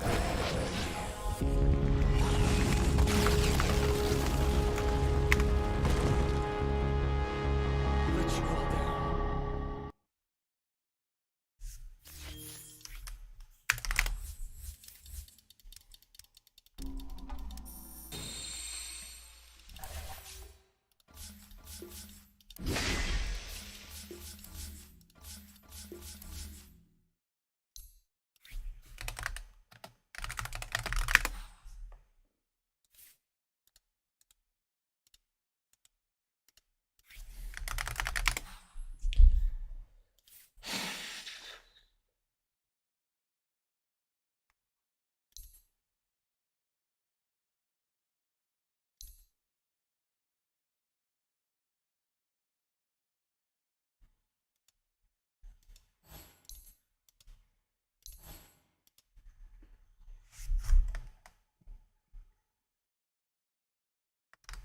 Of the Marines who fought Roger and Rox to put everything on the line and shielding the light of the future from going out in cold.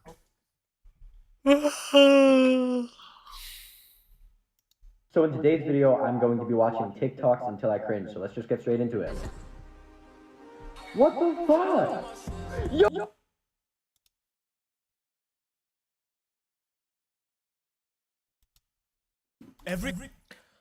Basically, first thing I have to take is worth banning. Oh yeah, right. New market G test route. Other questions? Nope. All right. Good luck on your test. When it's safe, turn.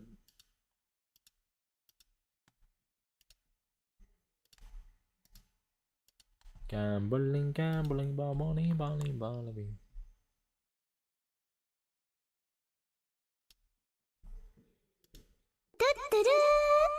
Do do do. Do do do do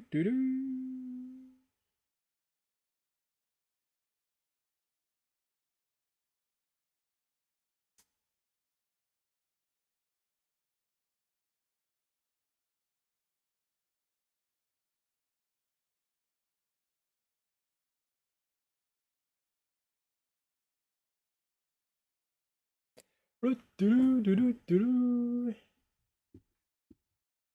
Top 50 more. Good luck. Thanks, broski.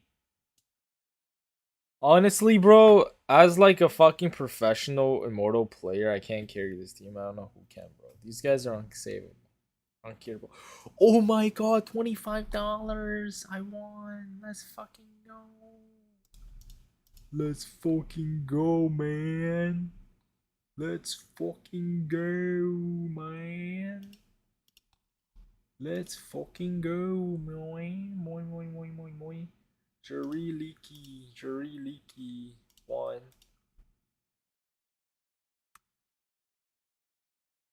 Keep a bit jump. Keep a bit jump.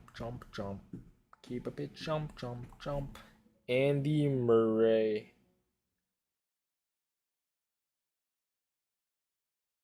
The fuck is Andy at?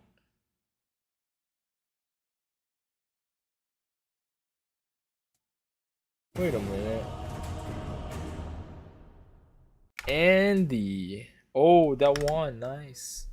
$10. Andy Murray. Yes, sir. Bet Rivers. Plays a bet here first. Under 8.5. Under 8.5. Peyton Steiners.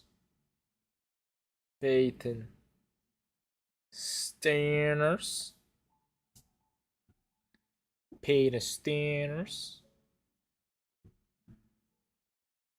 Alrighty, boys. Time for a new game. Pay the standards under 8.5. We're gonna be at $20.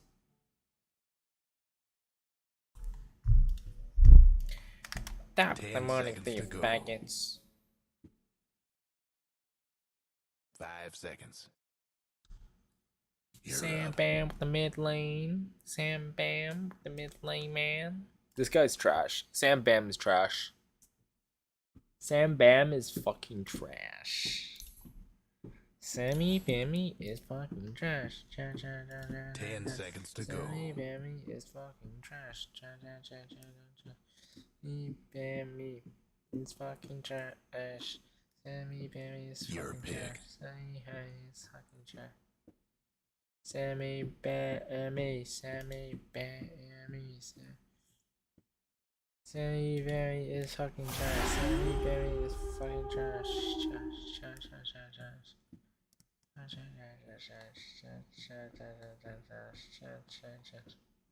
Sammy Bammy, Sammy Bammy.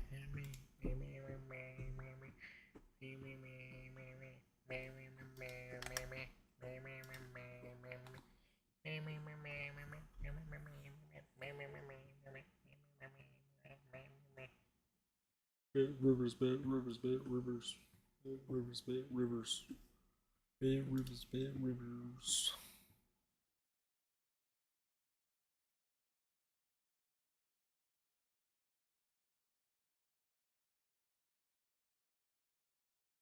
Who keeps the Felix Wonder, man. Felix Wonder.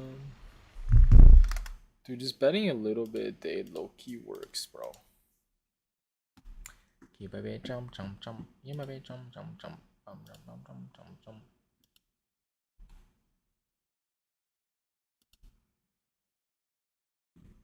Profiting every single day. on the trail? I assure you that this one is in the bag.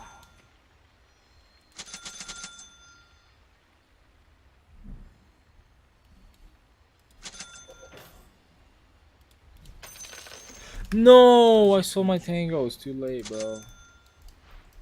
GG, man. G fucking G. Lost 45 gold. Beware the wolf. 30 seconds to go. I just lost the last hit. Can we abandon? Hunting.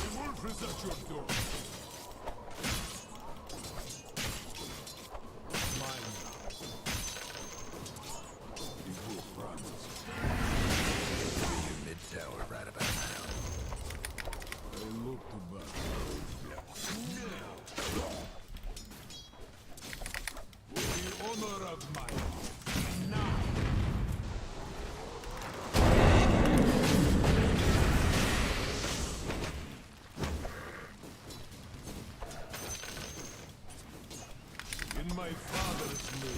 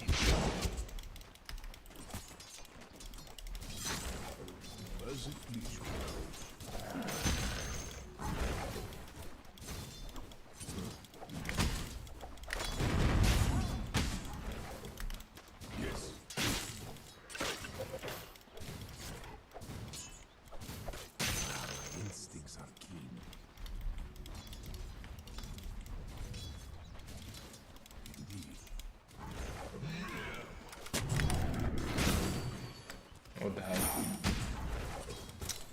Oopsies.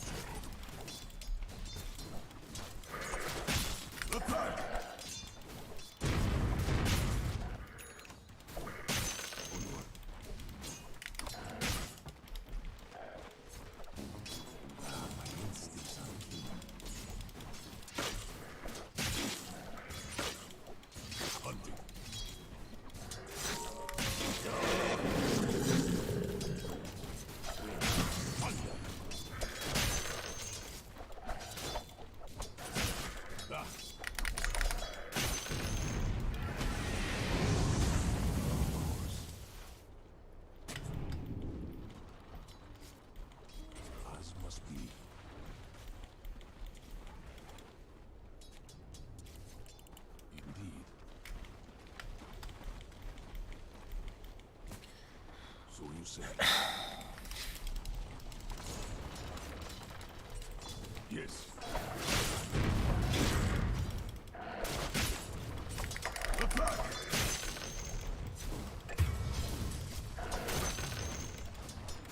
In my flame, under attack!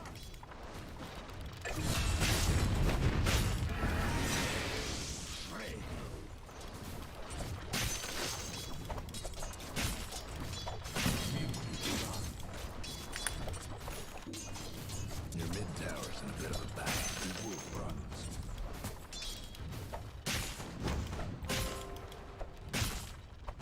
I look to back.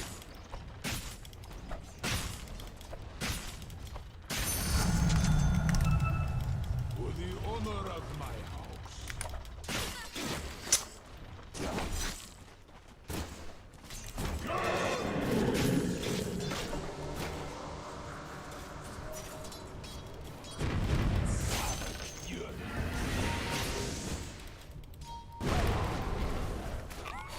Beware the wolf.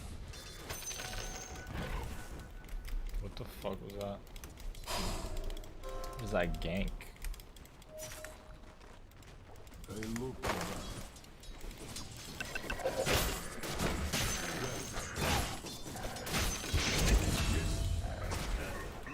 Mid tower's coming apart.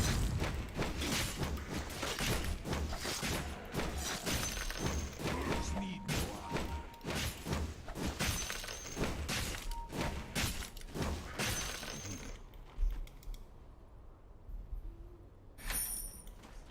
Fealty to none. The wolf is at your door.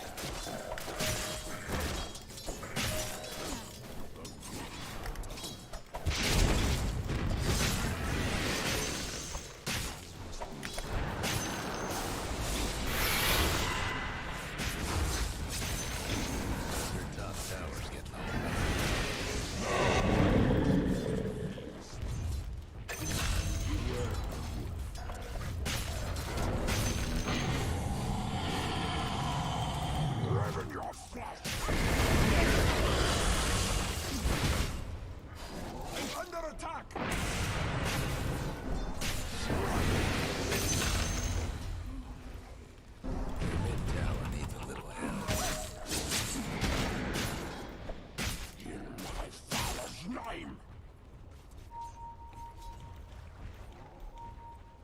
Hunting. Your mid tower's in a bit of a bind. Onward. Your mid tower needs a bit of help.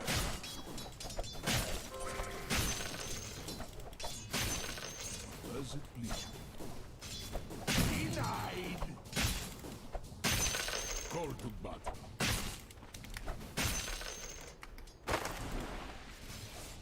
Ah. Hunting.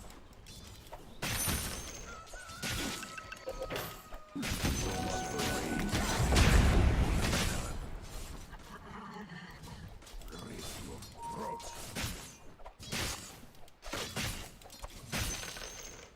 As must be.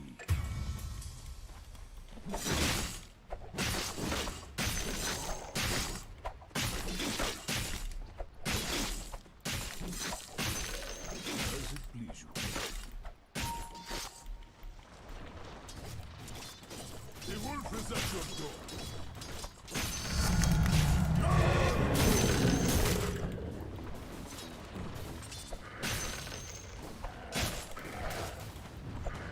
In my father's name.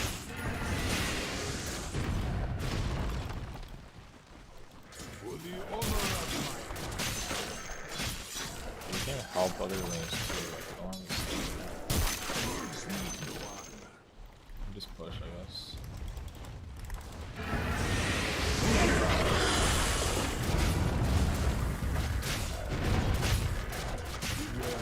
The Dire went and fortified that structure. savage fury.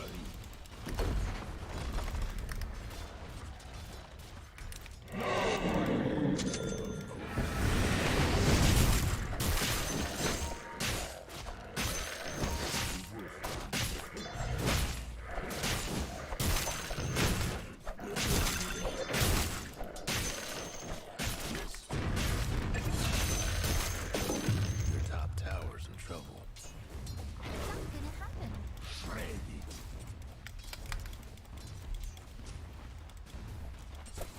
Ready.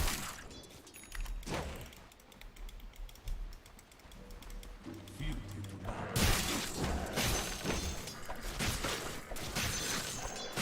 In my father's name. Lena's gonna have haste.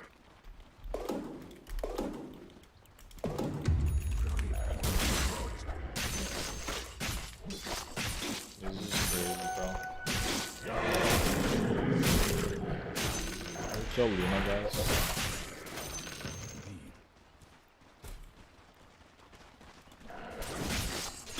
Guys, we can wait for the This guy's kind of just soaking my. Why is he still here? Like, seriously.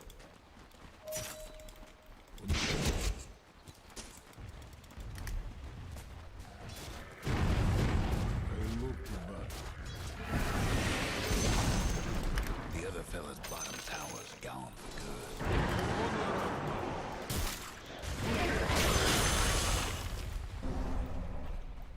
Ah. Beware the wolf. Go! Call to battle.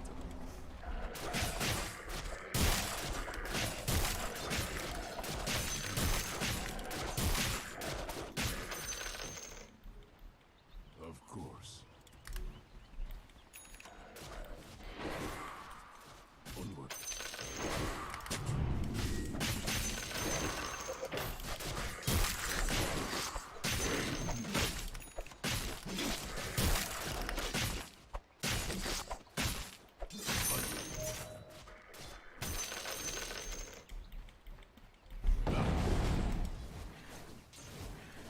Just push mid. Yes. Go! On the trail. Radiant's toughened up their structures. So you say.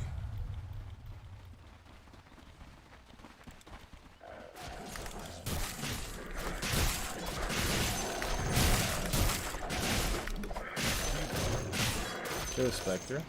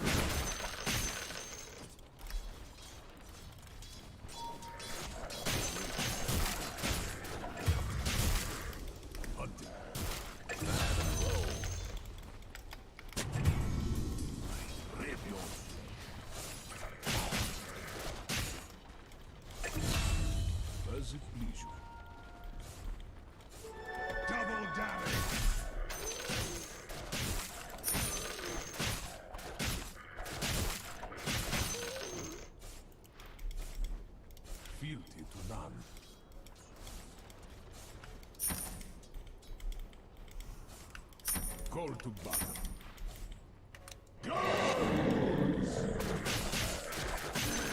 Shut your door. Ah.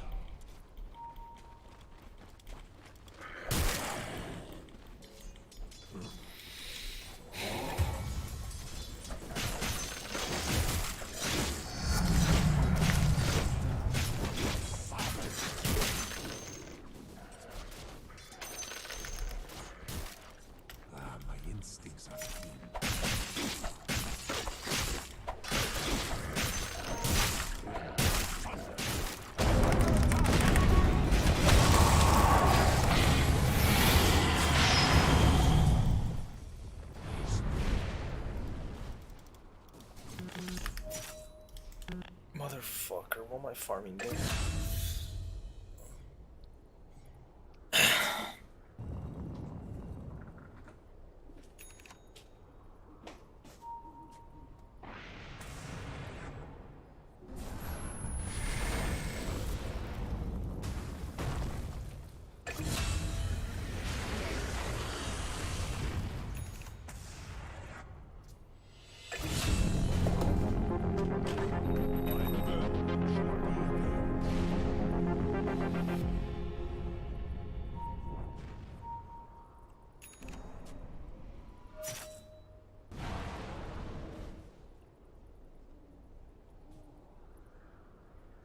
Your top tower's in trouble.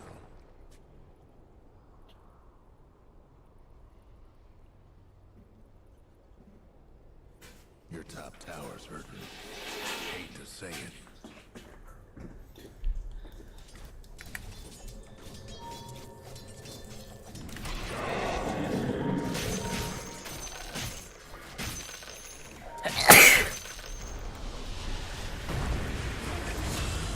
Relax, guys. There.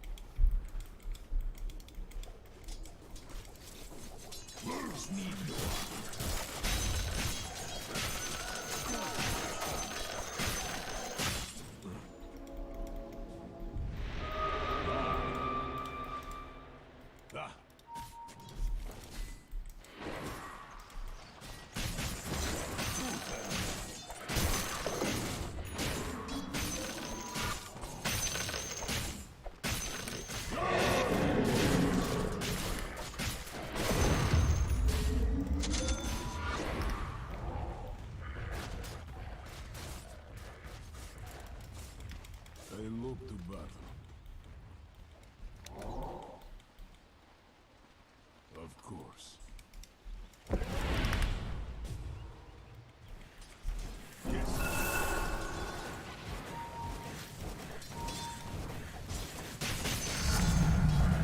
My father's name.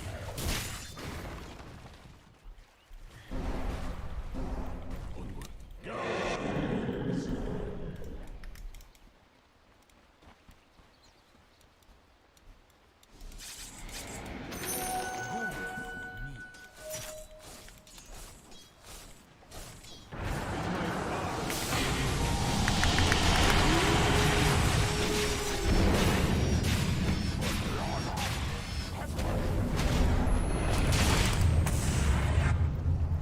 I cannot attack! Oh shit. Hunting! No!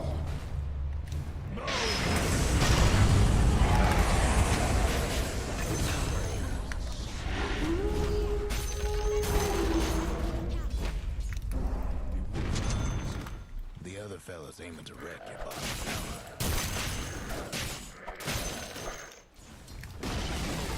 Your bottom tower's toast. Just ain't your day.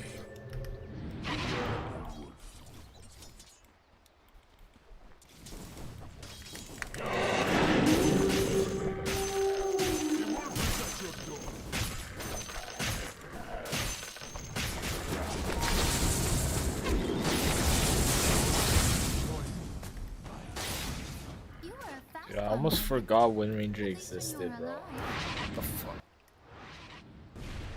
Doma, yeah. Doma.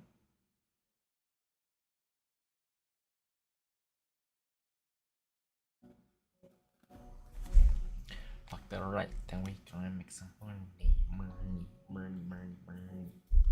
We gonna make some money.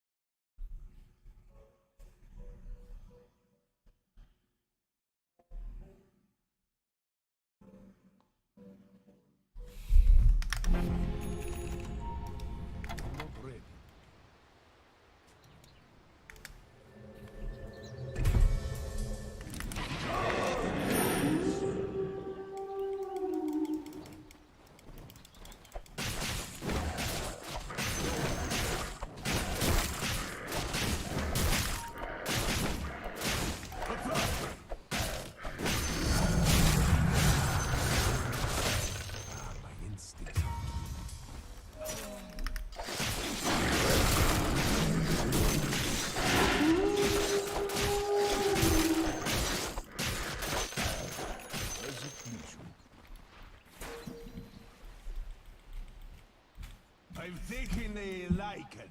Don't fight without vision, guys. So you say.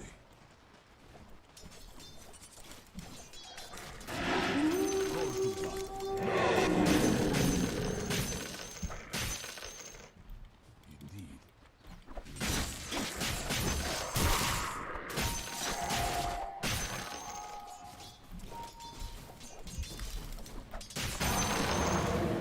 Be your mid.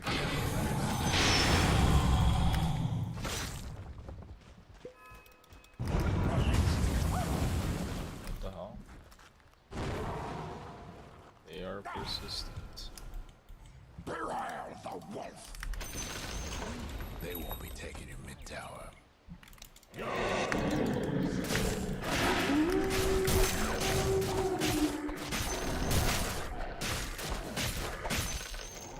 Of course.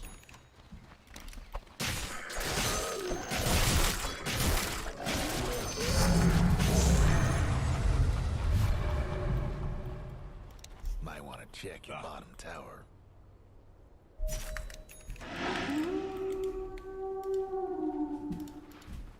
As must be.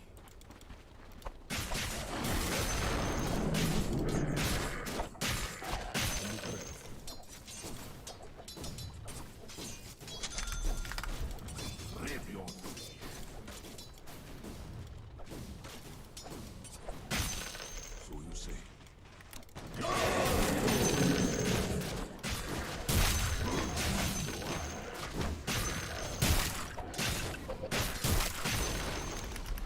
As it please you.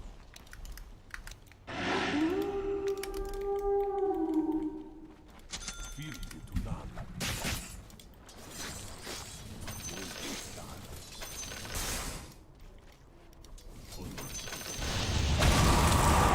Top tower won't be making trouble no more. Somebody's cooking. They look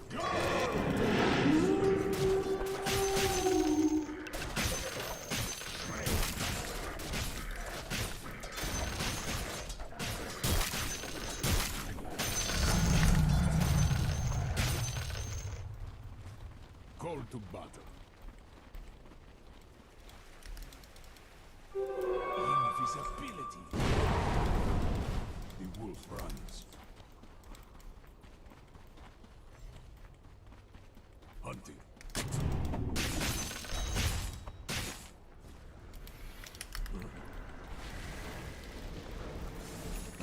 Careful now.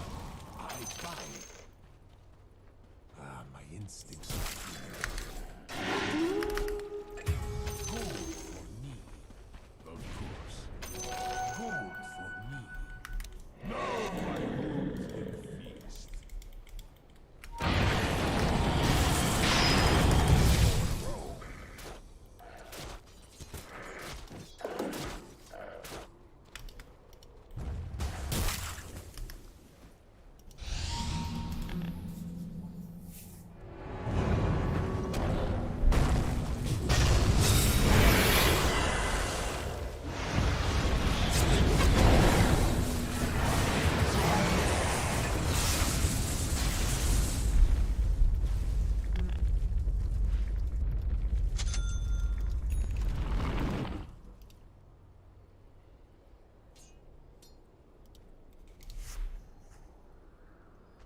Your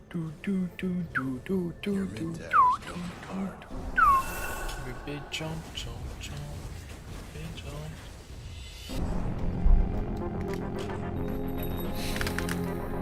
That top tower of yours ain't looking so good.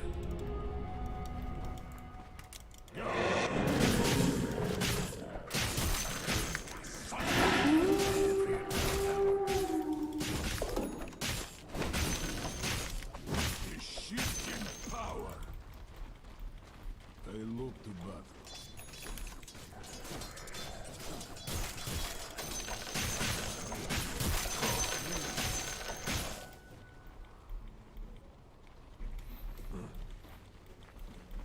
Let's go Roche, guys. Call to battle.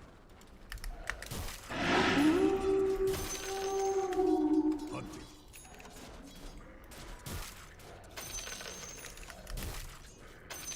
As it please you.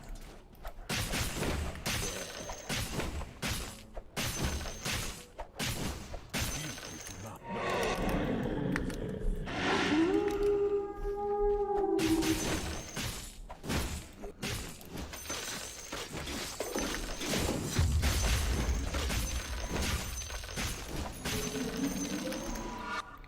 Yes.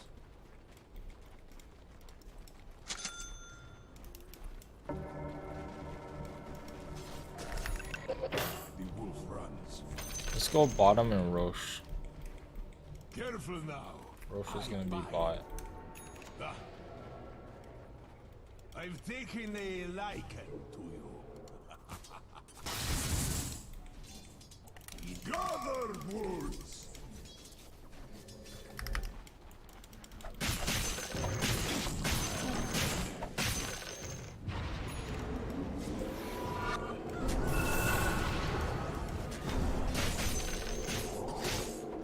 Spectre is probably gonna ult, but like, we'll probably do it quick.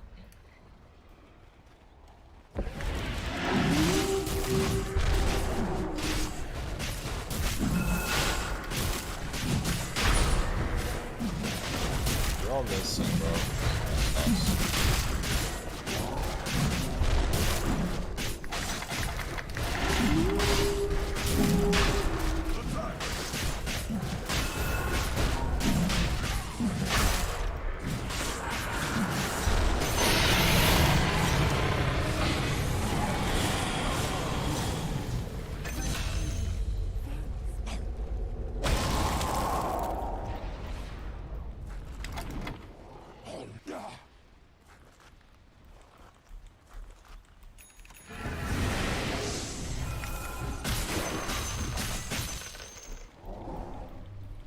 So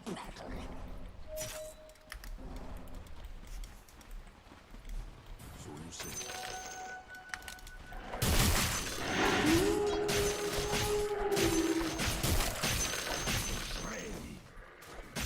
We can get their tormentor, guys.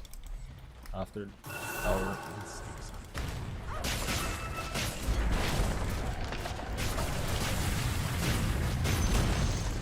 The other fella's bottom tower. Nothing but fragments now. Mid tower.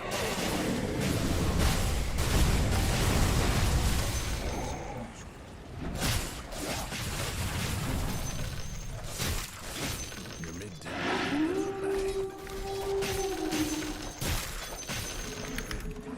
sit back. So just smoke and try to get a pick off. Call to battle.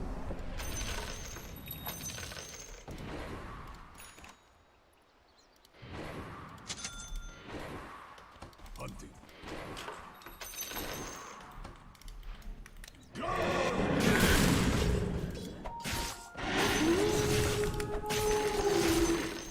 Indeed. Haste! I read your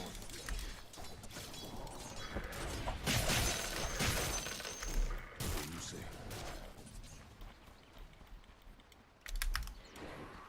As must be.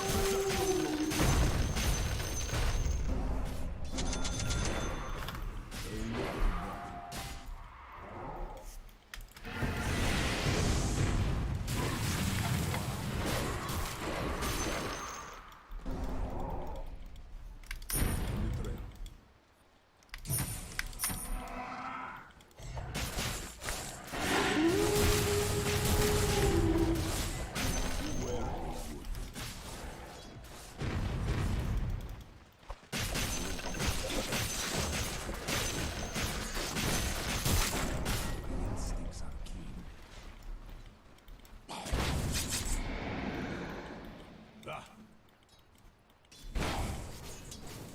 Your bottom tower ain't long for this world.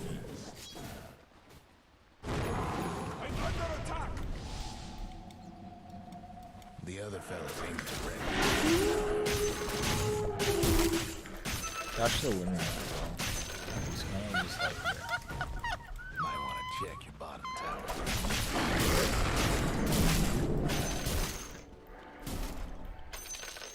Of course.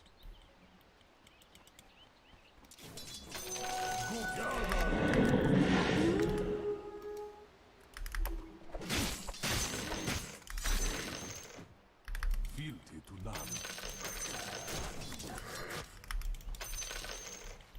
Call to battle.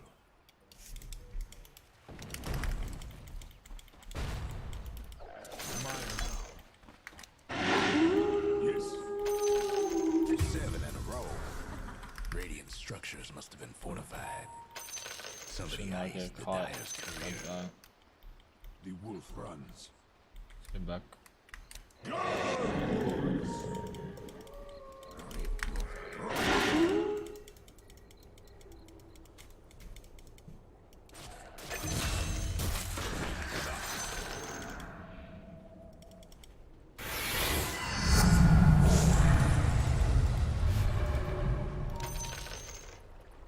Onward.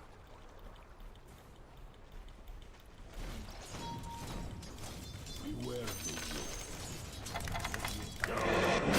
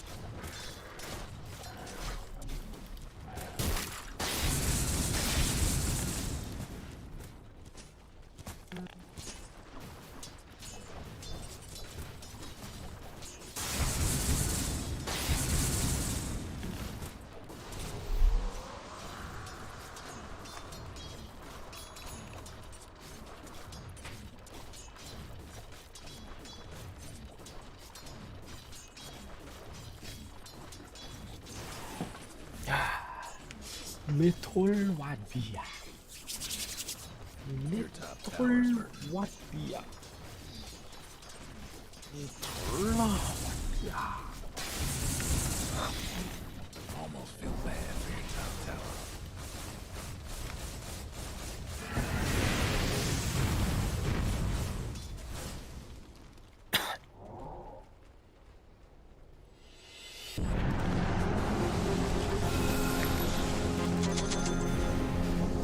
Let's go smoke, guys. Let's go fight. I just need to win one fight and get the base.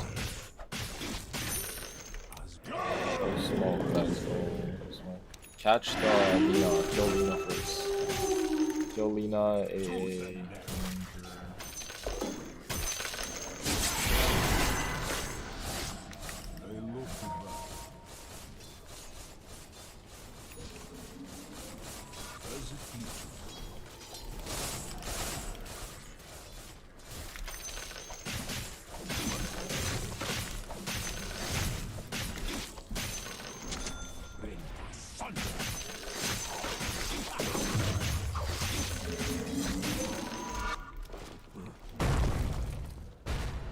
On your trail.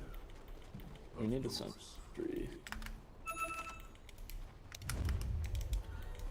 As must be.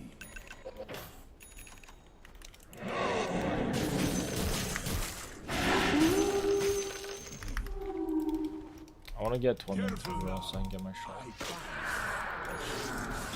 Get this back. We'll just reset. We used Spectral.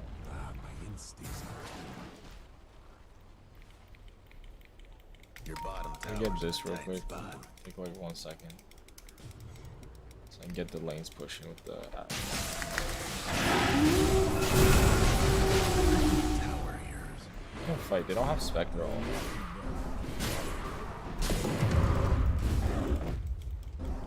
Yes. The wolf runs.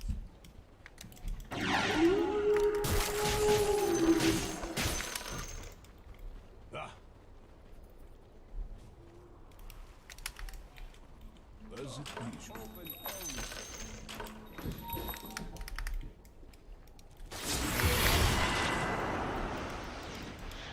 Earthshaker cannot die to this well.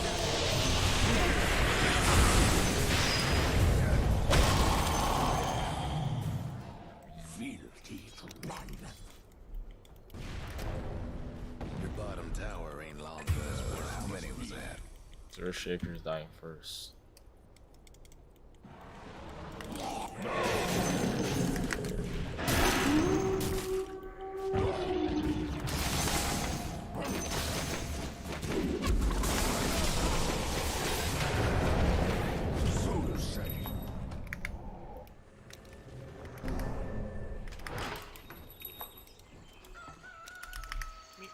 Call to battle.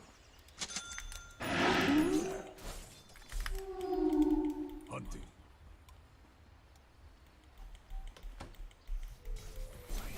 Dude, just need to catch this Lina, bro.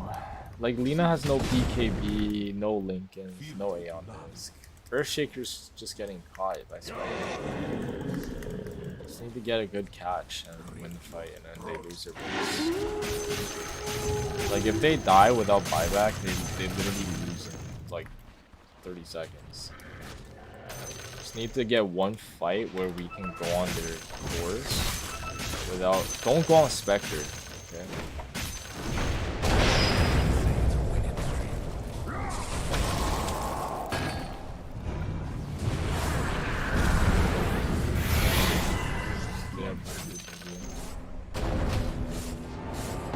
Gee, I guess.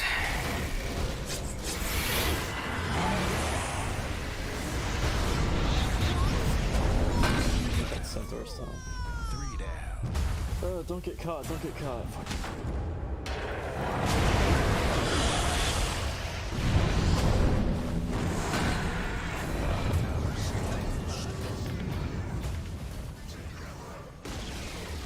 Hope you were partial to your bottom tower. Your top tower's in trouble. Too bad about your top tower. This has made bad items, bro. We're strong and I can never join. Yeah, their Lina is like 20k net worth above my mid, bro. Dude, I'm the only reason this game went this long. It's a Lina. We were owning Snowball and we were pushing lanes, so I'm dying.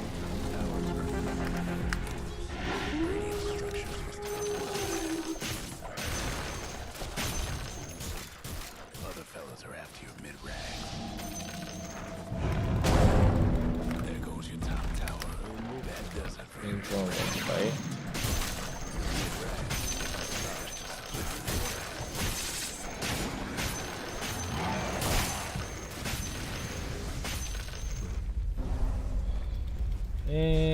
I don't know.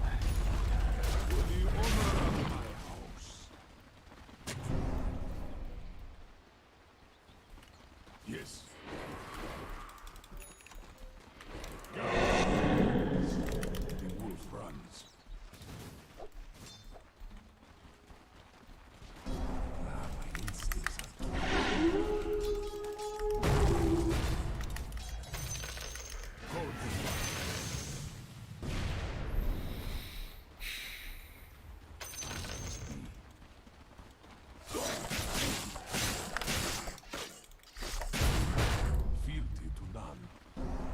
So we can get a good fight while defending high ground. They're probably gonna Roche. The wolf is at your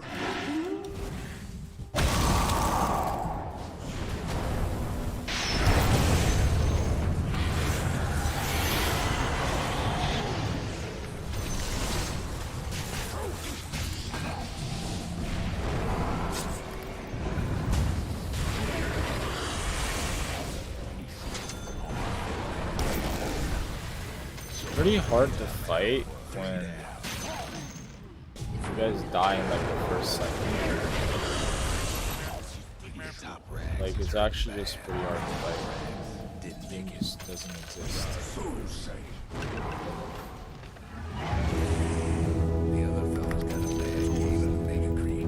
It's hard to fight with no BKB.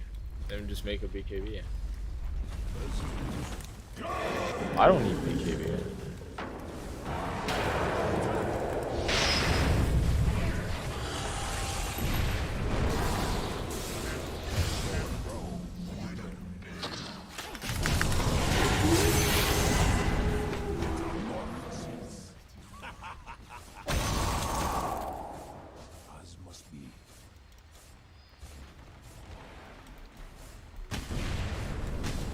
Yeah, it is pretty strong hero this patch.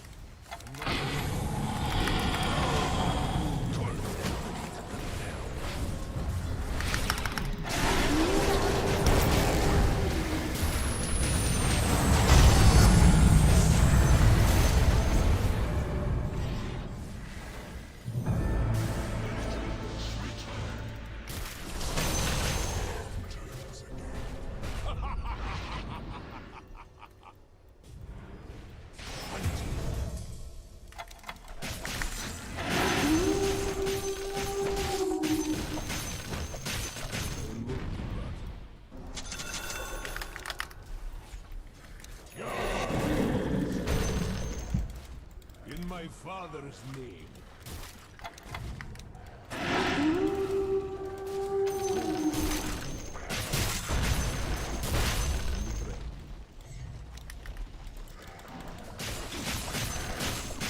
You're gonna bot back.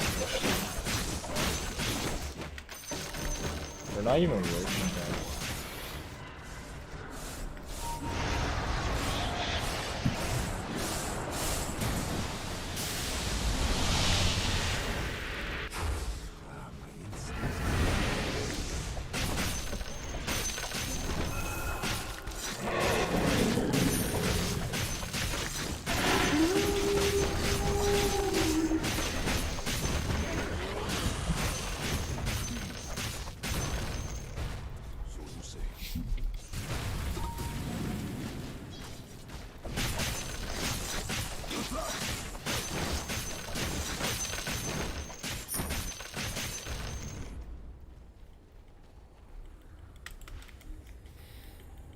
wolf runs.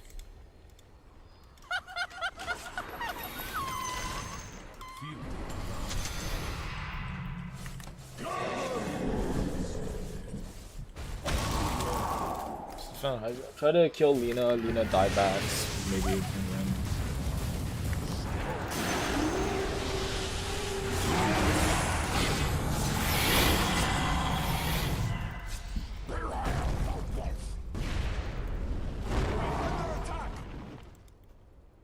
the wolf runs.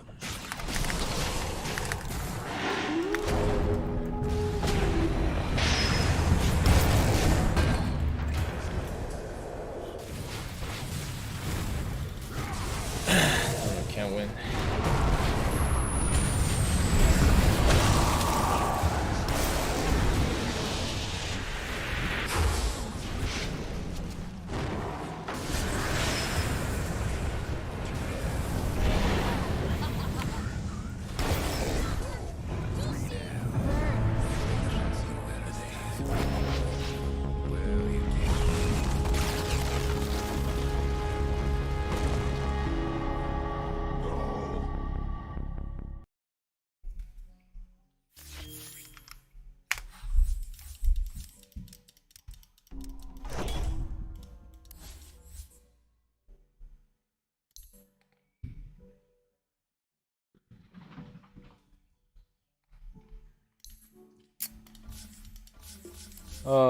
What can you do, brother? I don't even know, man. I really don't know.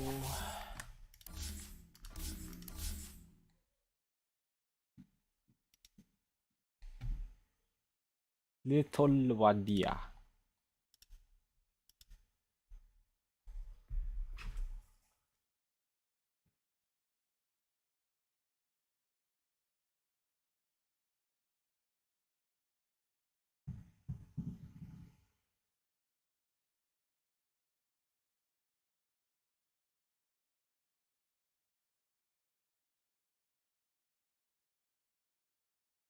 So, Mr. Bean. I bought another vape. You bought another vape? Yeah, I bought another vape. Are you a vape god now? Yeah. So, Yeah, I bought another vape. you think you're cool? Yeah. Look, I bought another vape. Oh, it's that one. That's nice. What, you like it? Yeah, it's the one. It's the one where you charge it. Really? It lasts a lot longer than the old one. Cause the old one I lost it. I don't know. How is it? It's like, this one's the same. It's just, Are you addicted to vape now? it lasts longer. This one lasts longer. I mean, I don't know. I don't know. Maybe. Bro, if you keep doing it, you will be addicted, and then you will be addicted for your entire life, and it's gonna fuck your life over.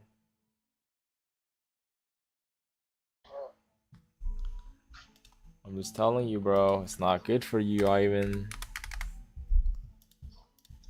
Yeah, what's up, though? Oh, you wanna see my vape? Yeah. Look. You see? What's the brand? Where's your cam, bitch? What? Where's your camera? Oh, you made it turn it on? Yeah, Ghost. I got the Ghost one.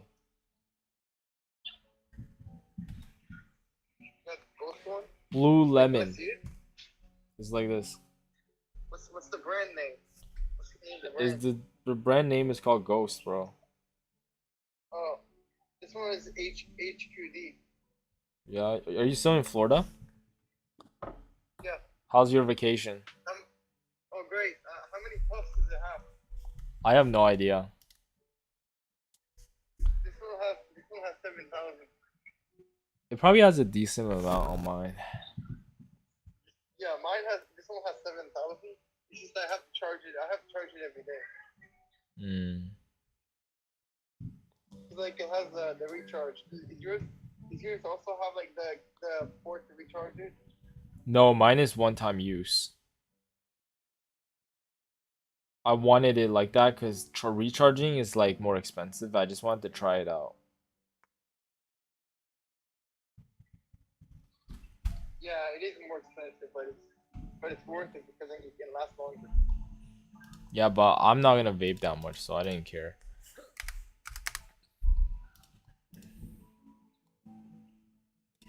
So how's it going? Are you losing more money?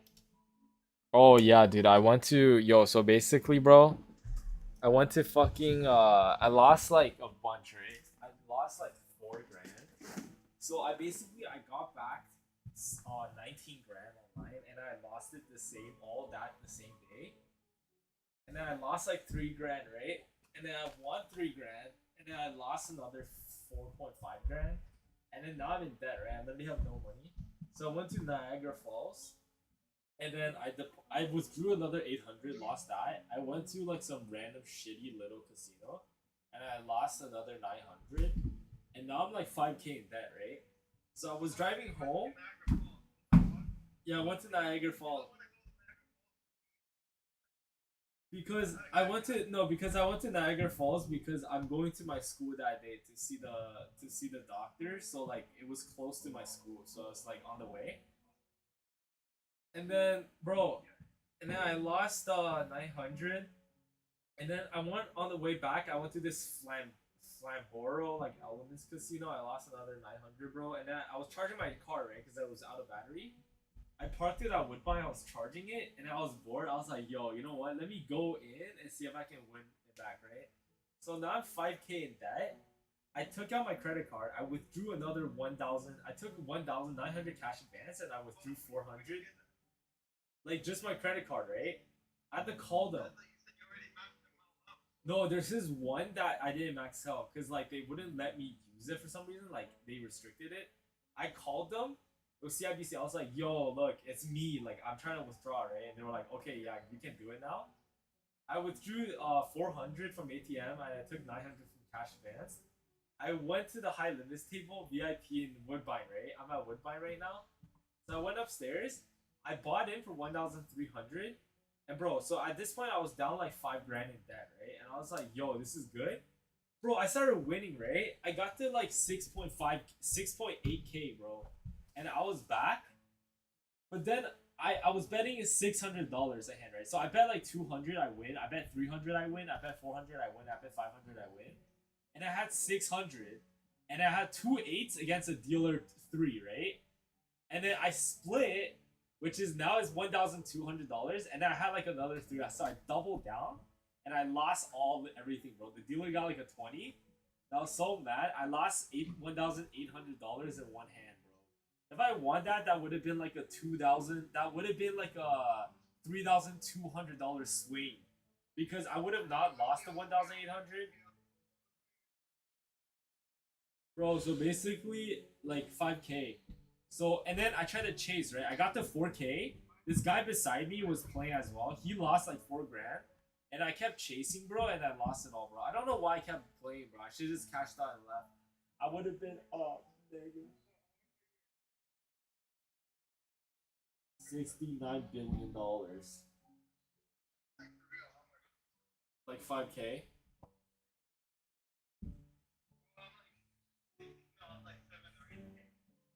How are you not paying that off, bro? Isn't your interest hella fucking high?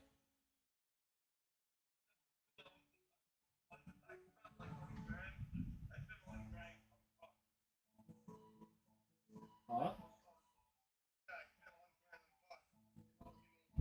When? Are you retarded, bro? Why would you spend money on cock when you're literally in debt, you dumbass? You know your credit score is gonna go down. Oh yeah, by the way, I got the line of credit thing from Scotiabank as well, by the way. 6 grand, same as yours. No, I didn't max that out. I didn't use anything yet. I might use that to pay off my credit card, right?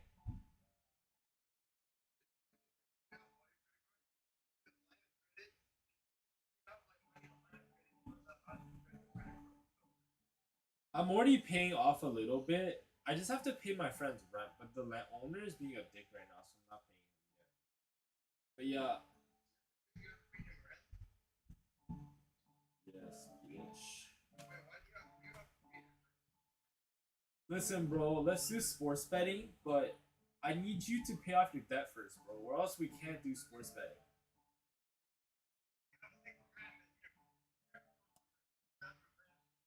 Bro, I'm not gonna send you my money when you're in debt, bro. Listen. Yes, I at least Ivan pay off all your debt and then we'll start sports gambling and making money once you pay off all your debt, bro.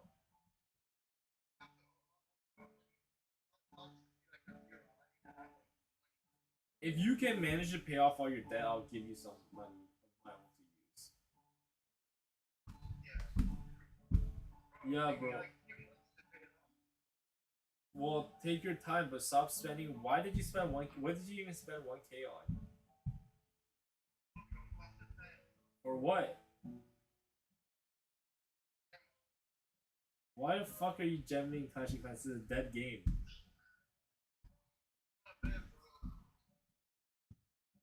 This guy, bro. Didn't you still act like you're in grade 9, bro.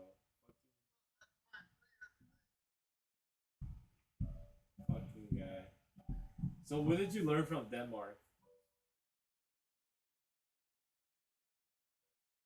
What did you even spend 4 grand on? Bro, you could have paid off if you didn't spend 1K on Clash and you didn't spend 4 grand in Denmark, you could have paid off almost all your debt already.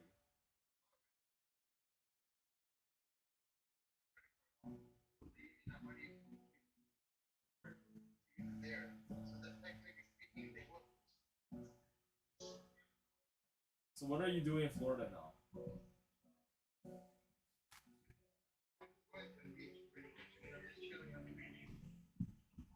Not gonna make money.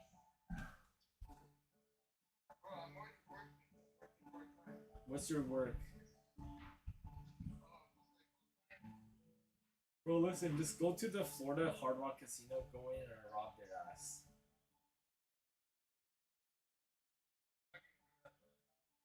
Just go to the cashier, be like, yo, don't tell anyone, give me all your money. I have a bomb strapped to my chest. If you fucking make a noise and not give me the money, I'm gonna blow this entire place up. No, but you gotta say it like with full conviction. And yeah, I gotta act crazy so they believe me. They won't even check. You're like, you wanna see it? I'll blow this place up if you wanna see it. No, but you tell them like you're not allowed. If you do it, I'm gonna blow it up right now.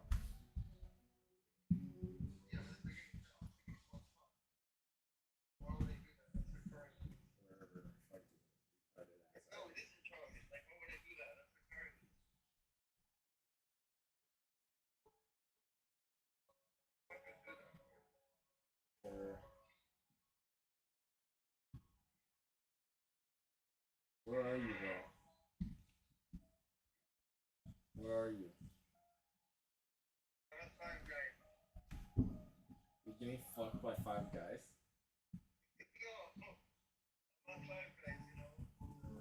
You're inside of 5 guys?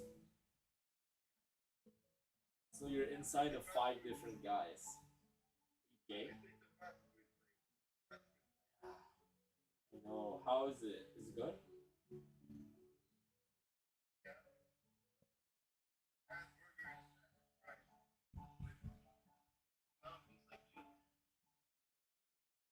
Stop chilling, boy. Make money.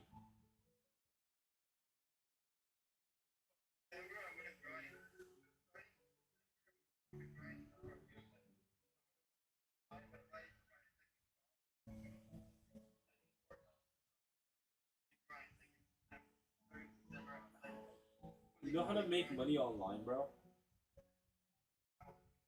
There's this website called Swagbucks.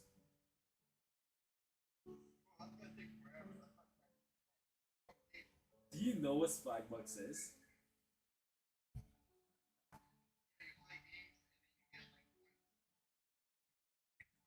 You did it before, like the feature points?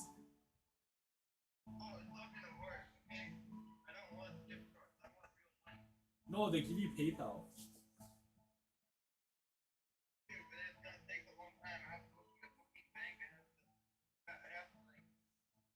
No, PayPal money, you can take it out as cash.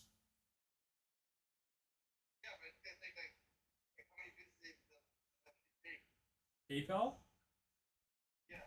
So they send you PayPal within like 5 days, and then it takes like 1 day to go to your bank, and you can take it out as cash or pay it off. Okay, but it's not gonna work because it's not gonna work. You're not gonna make a lot. You're not gonna make a lot. It's just like a side hustle. No, but I cannot make like 6, 7, or 8 grand. You can make like 500. It's not worth it for 500. 500 a month, bro. It's not that bad. No, but it's not worth it for $500. That much I can literally find another part-time job to make that much in a week. Bro. That is true, eh? Yeah. Like, why the fuck would I waste like months just to get 500 when I can literally find a part-time job, make that in one week? It's like a side hustle, so it's like you do it on the side. It's fucked. It doesn't make sense. Like, why the fuck would I do that? No, because sometimes they have sign up offers, right? Like they're like, yo, sign up for this thing, and then you will get like money, and then you're gonna sign up for it anyway, so you just sign up and you get free points. Oh yeah, Ivan, do you want money, bro? Yeah. There's this, if you sign up for this thing online card, it's called Neo Financial. If you sign up for a Neo credit card, they can give you $2,500. Really?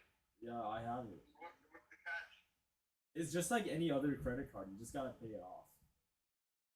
Does it have like an annual fee? There's no annual fee. Annual fee. Like every year you have to pay like a fee. No, there's no annual fee. There's no annual fee. It's just like any other credit card. You just gotta pay it back. That's it. So what's the credit card that I'll refer you. I'll give you a referral link. So when you sign up, you can get $50 for free. then I can get 2.5 grand? Yeah, it's 2.5 grand, but that's for credit. Like you're gonna have to pay it back. But you can use it, right? If you need to pay for shit. Okay, I get it, but like, then that, I mean, yeah, I can do that. Bank link. I'll give you a referral link later. So when you sign up using my code, you get $50. Okay? Yeah. Okay. If you want free money, bro, there's literally like sports betting accounts in the US that give you free money, bro. Like in Florida, there's probably some sports betting books. You can sign up and get free money, but the thing is, you got no money right now, so you can't even do it because you need like at least like 3 to 4 grand to do it. Yeah, sad.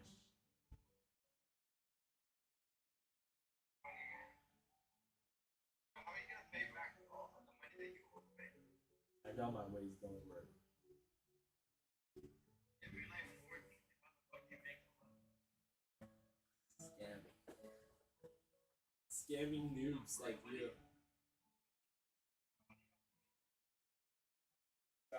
I sell drugs. I sell vapes to little kids. I sell vapes to elementary school kids, like the ones at Trillium Woods Public School. Every day after school, it's right behind my house. I bring a bunch of vapes and I'm like, yo, kid, do you want some vapes? And then they buy it from me. I'm the vape man. How do you know?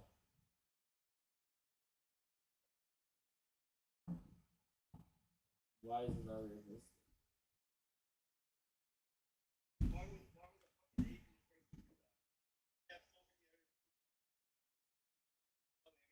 Like what? What can I be doing then? Tell me, what can I be doing? Okay, so if I'm Asian, what should I be doing right now?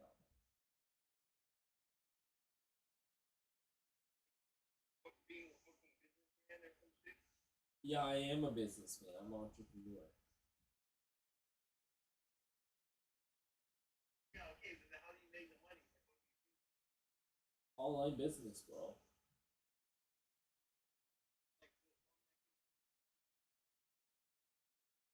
Ozjan. Yeah. What do you do? I advertise company software. When people use it, I get paid. Yeah. And how much do you get paid per month? About 3 to 4 grand. I want to say 2 grand because the first week I got lucky. So I'm gonna say 2 grand a month. Just like selling, you're just advertising, really? Yeah.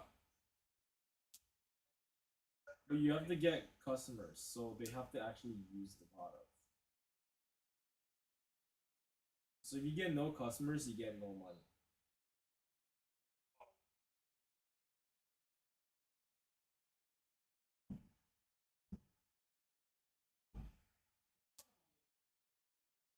Dude, listen, bro.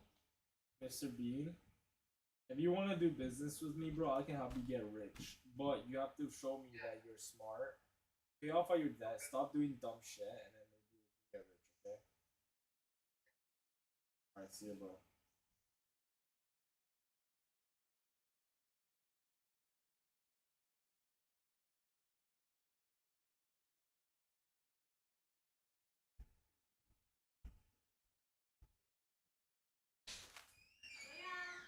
Salah. Salah. Oh.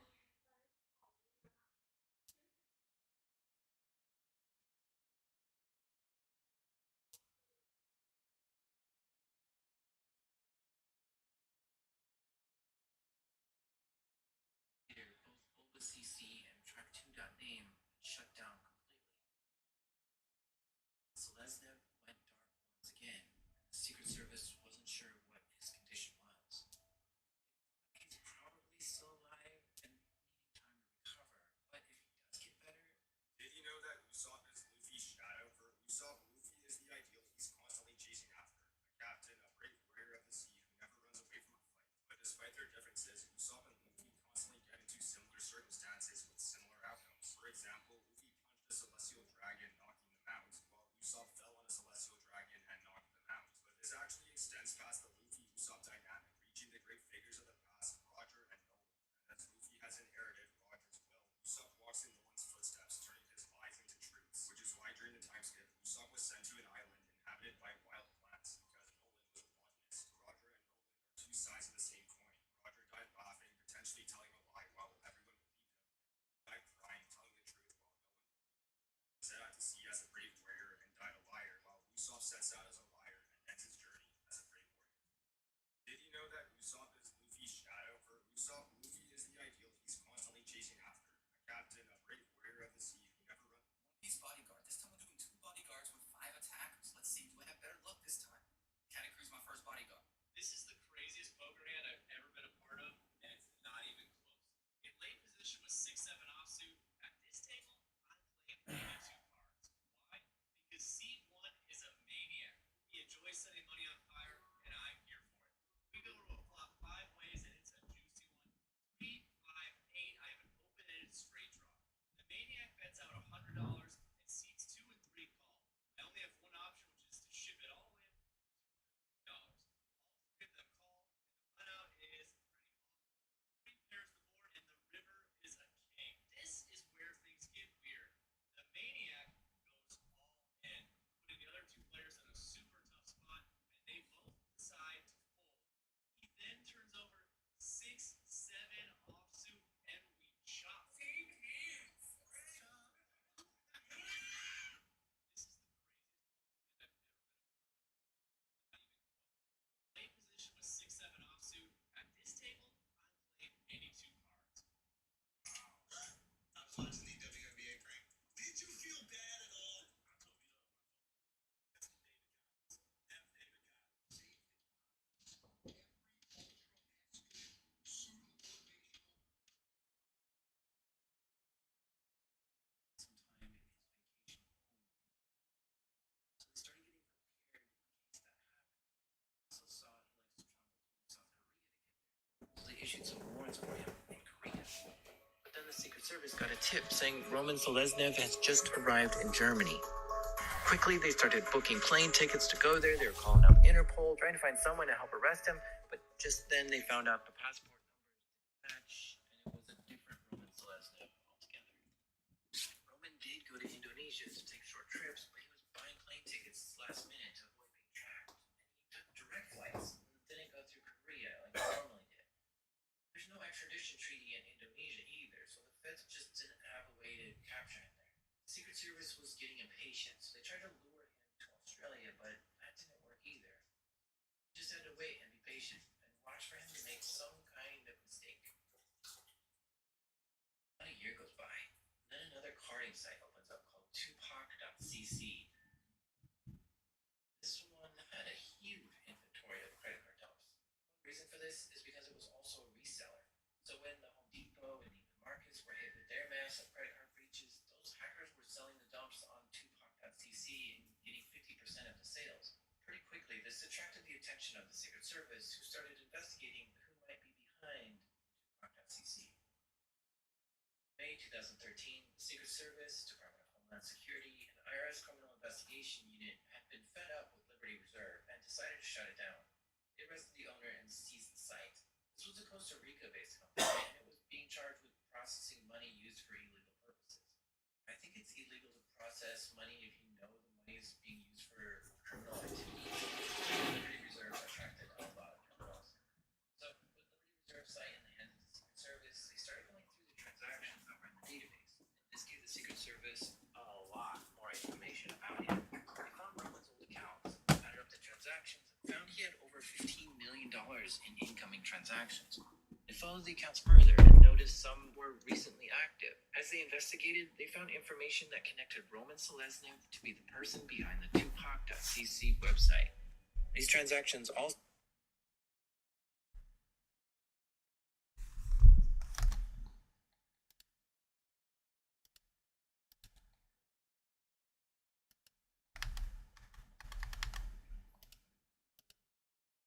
I collected over 100 of the most extreme farms, ranging from butterflies, crop combinations, and the most essential farms for your main. Also, you can become the best player possible. So yeah, enjoy Farm 1. Now, the most simple farm in the game is probably not what you think.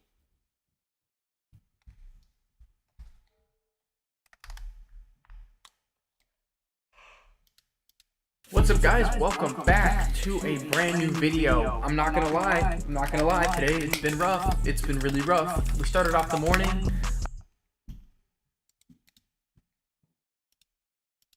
What's up guys, welcome Hello friends, back. and welcome with patch 7.34 around the corner. I thought we could do something a little bit different and talk about the worst heroes of the current patch and why they're not played, what we might hope to see changed in the next patch so that they can come back into relevance. These are the stats from the Riyadh Masters, the most recent major tournament and last of the patch, and there's actually only 6 heroes that were told To a brand new video. I'm not gonna lie, today it's been rough, it's been really rough. We started off the morning. Awful genetics, you almost want to pour one out for them. First up, we got Walmart Waluigi, Foxy. I really don't know where to start with this man's. With that nose, he might just be Usopp's long-lost cousin. But what really gets me is this dude has an egg-shaped build, yet still has a six-pack. And honestly, that's kind of impressive. Next up, we got Treble, and straight up, this dude looks like Minecraft Steve in the Hunchback of Notre Dame's love child. I guarantee he got called Blockhead once and made it his whole personality, but at least he's drippy, right? Of course, I had to include Gecko Moria, who just reminds me of Mr. Potato Head in his emo phase. He definitely deserves some type of award for most interesting build in the One Piece verse. And I definitely can't forget Orochi. He might just be Shanks' twin. And that's because homie looks like he got the second bite of Shanks' Snish Fruit model rat. I'd probably put him ahead of everyone else though, and that's because his head is twice the size of his body. But I don't know, is there anyone I missed? Some One Piece characters have such awful genetics, you almost want to pour one out for them. First up, we got Walmart Waluigi, Foxy. I really don't know where to start with this man's. With that nose, he might just be Usopp's long-lost cousin. But what really gets me is this dude has an egg-shaped build, yet still has a six-pack. And honestly, that's kind of impressive. Next up, we got Treble, and straight up, this dude looks like Minecraft Steve in the Hunchback of Notre Dame's love child. I guarantee he got called Blockhead once and made it his whole personality, but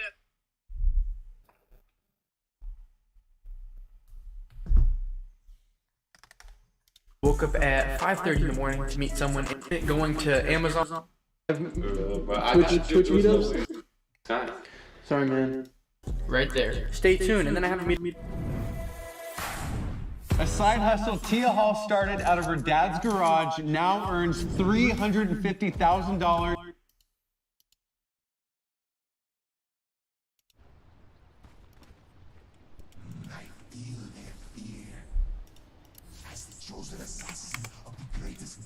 My friends, the human is in the bag. He excites me.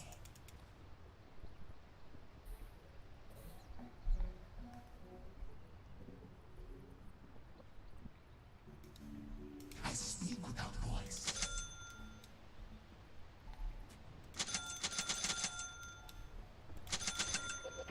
I have one purpose for you.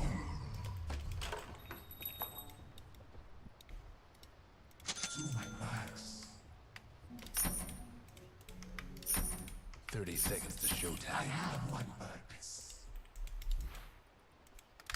Totally ignored, which is honestly not too bad, all things considered. There have been patches and tournaments where there's a lot more in this totally ignored category. There are quite a few heroes with maybe just like 1 to 5 games picked or banned. They're not very popular either. We won't talk about every single hero since they all kind of fall under like 3 categories if they're not in the meta. 1, they fit the meta, but their numbers aren't very good. 2, they are naturally countered by the meta, even if they themselves are technically like a good hero in certain situations.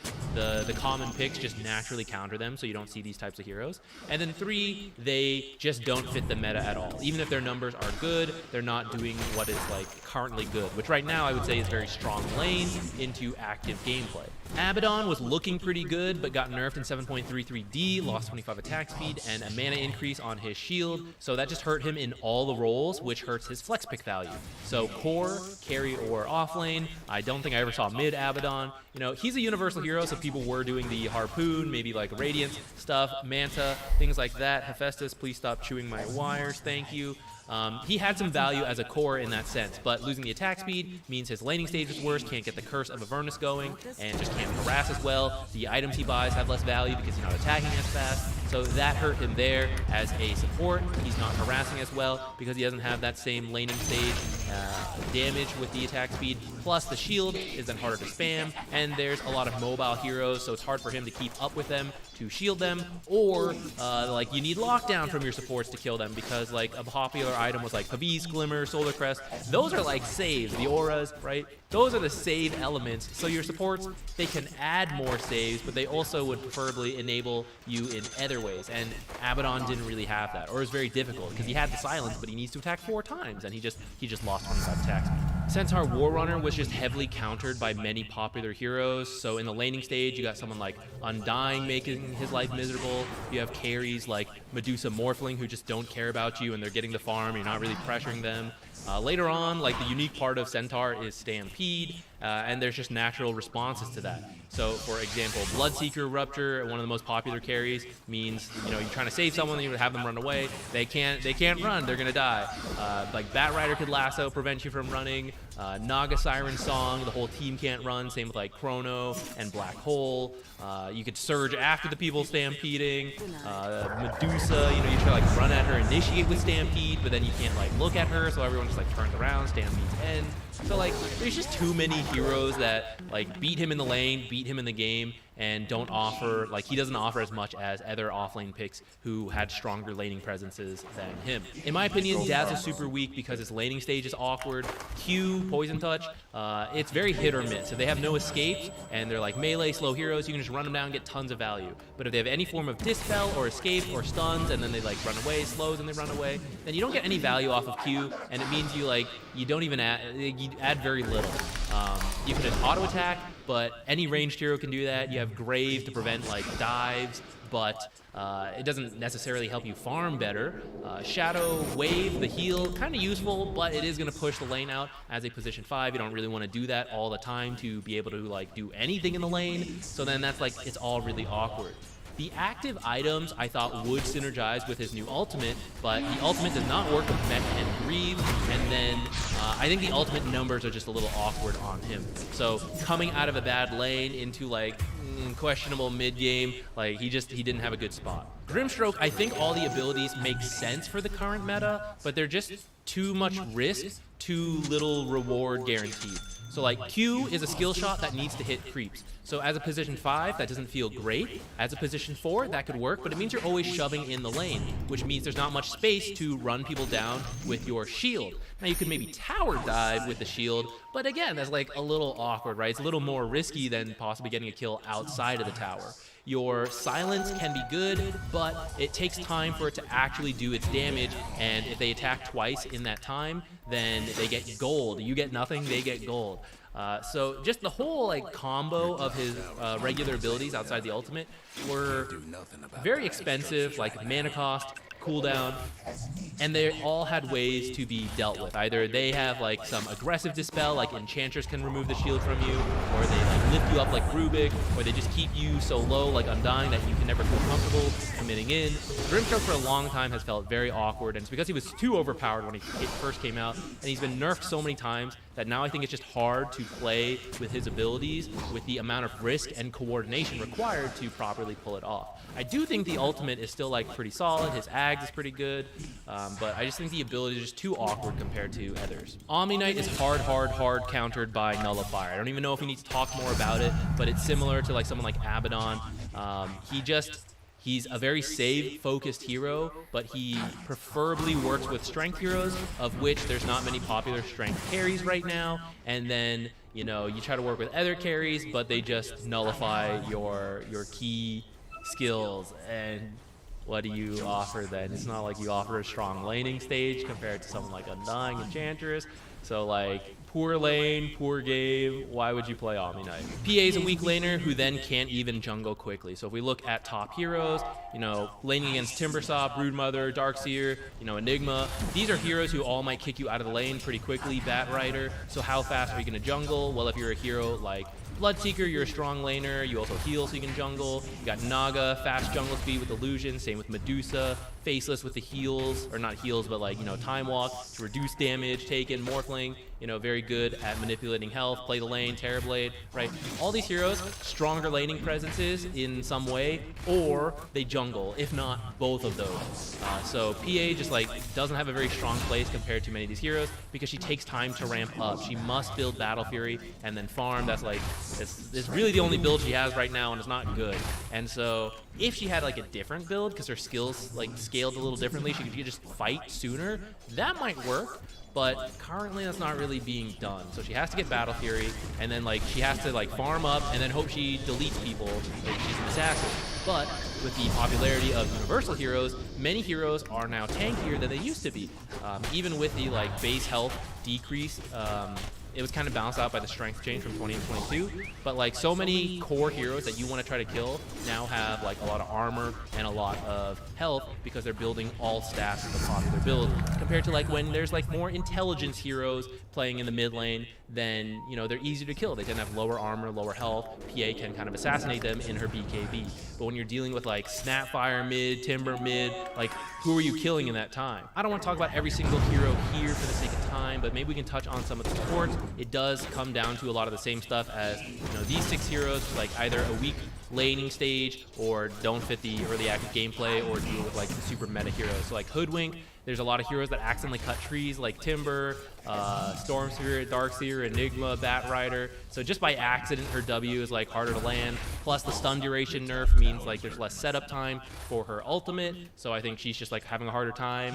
Tree and Protector, laning stage got hurt by the tree formation and the nerf to his passive, along with the fact that he's better versus BKB heroes than Manta heroes, because Manta, you just like, you pop whatever, I don't care, like it's very low cooldown. But BKB, right, then when they use BKB and you ult, that's a huge deal to be stuck in that for a long time. So this universal meta favored a lot of Manta builds along with all illusion carries, so Trian wasn't having a great time against them. Shadow Shaman is very short range, so his laning stage was hard, and then like the lockdown's kind of good, but all those mobile heroes can also then gap close on him if he's like locking one person down. So I don't think he was having as good of a time. And the ultimate is classically used for like taking objectives, but that just wasn't really needed right now. There were many heroes who were capable of doing it without extra help from Shadow Shaman. Marchi support, she's mixed between core and support, and the nerfs to her as a core or as a support, so the abilities are way too long cooldown, so she didn't see much play. Warlock, really long cooldowns, not really fitting the current meta.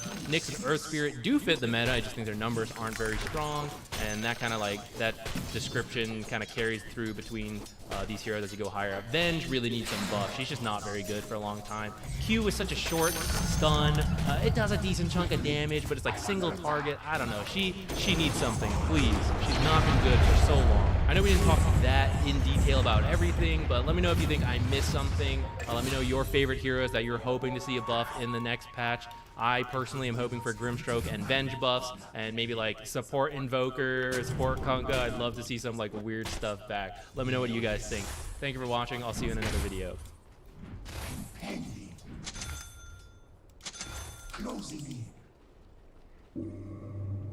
Hello friends and welcome on day 1 of the Bali Major. Gaming Gladiators played Quest for 2 hours in a single match. That is extremely uncommon in the pro scene, a little bit more common in the pub scene, but honestly still pretty rare. I thought it won't help you in that many of your games. Your games don't usually go this far, but I still love this stage of the game. I just think it's so interesting. This is Lord Gaiman's territory. Dota players have never meant to go this far for this long, 2 hours of Dota at one time. So I find it very interesting. So this isn't even so much as analysis, so much as like theory crafting, and I want to focus on itemization for this video, since if we talked about like everything, it would go on even longer than the 2 hours they played. So first, let's start at 60 minutes. This is where many games actually get decided because tier 5 neutrals come out. You can already see there's like absurd damage on kills like this. The game is becoming very fast, at the same time very slow because of how fast things will happen. When Divine Rapiers come out, death comes fast. It is instant in the night, and because of that, everyone plays extremely cautiously, and that's why the games tend to drag out. But this is one of your spikes of timing here, because the tier 5 neutrals, many of them are absolutely busted in my opinion. So first, let's describe a good approach to the ultra late game. The barracks, they're still good to get because they will push your lane in. But ultimately, you can fight wherever. So even if you're like, say, Quest and you get Mega'd, they can still win because Megas don't do that much to them at this stage. It depends on the heroes you have. But a Medusa who like is gonna pick up a Divine Rapier with Split Shot, she does not care about Megas.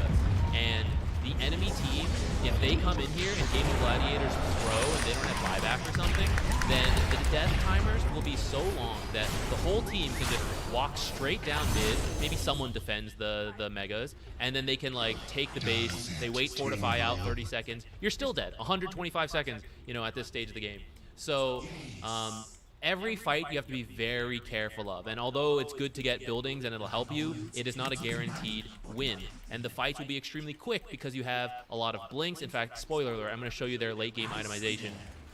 You have a lot of blinks to instantly jump at people and then like hex them. You know, blink, hex, and then, oh, that guy's hexed? Quick, everyone jump in. So everyone blinks in and hits them with their Divine Rapiers and tries to kill them in 1 second. And they succeed because they're hitting for like 1,000 to 2,000 damage a hit, attacking super fast at this point of the game. So everyone dies real fast. You have to be very careful with how you position, and that's why Lincolns come up quite a lot to like block hexes, block abyssals. Evasion's pretty good because there's only so much armor can do for you. Like, oh, I reduced the 2,000 damage hit, so I only took like 700 health. And that sounds like a big reduction, but keep in mind, they attack 5 times in like a second. I mean, not that fast, like 5 times in like 2 seconds, you know? And you're stunned that entire time, you're hexed up. And okay, I took 700 damage, but times 5, that is still my full health pool, and now I am dead. So evasion to totally miss the damage can be really good. That's why sometimes you see late game MKBs, and why I think Revenant's Brooch should actually be explored a little bit more along with the BKB changes. Revenant's Brooch, which we didn't see this game, you get attack speed when you activate it, you get True Strike, and your attacks do magic damage, which was hard countered by BKB in the past, which is why no one really explored it. Also, this is like a very difficult item to get to.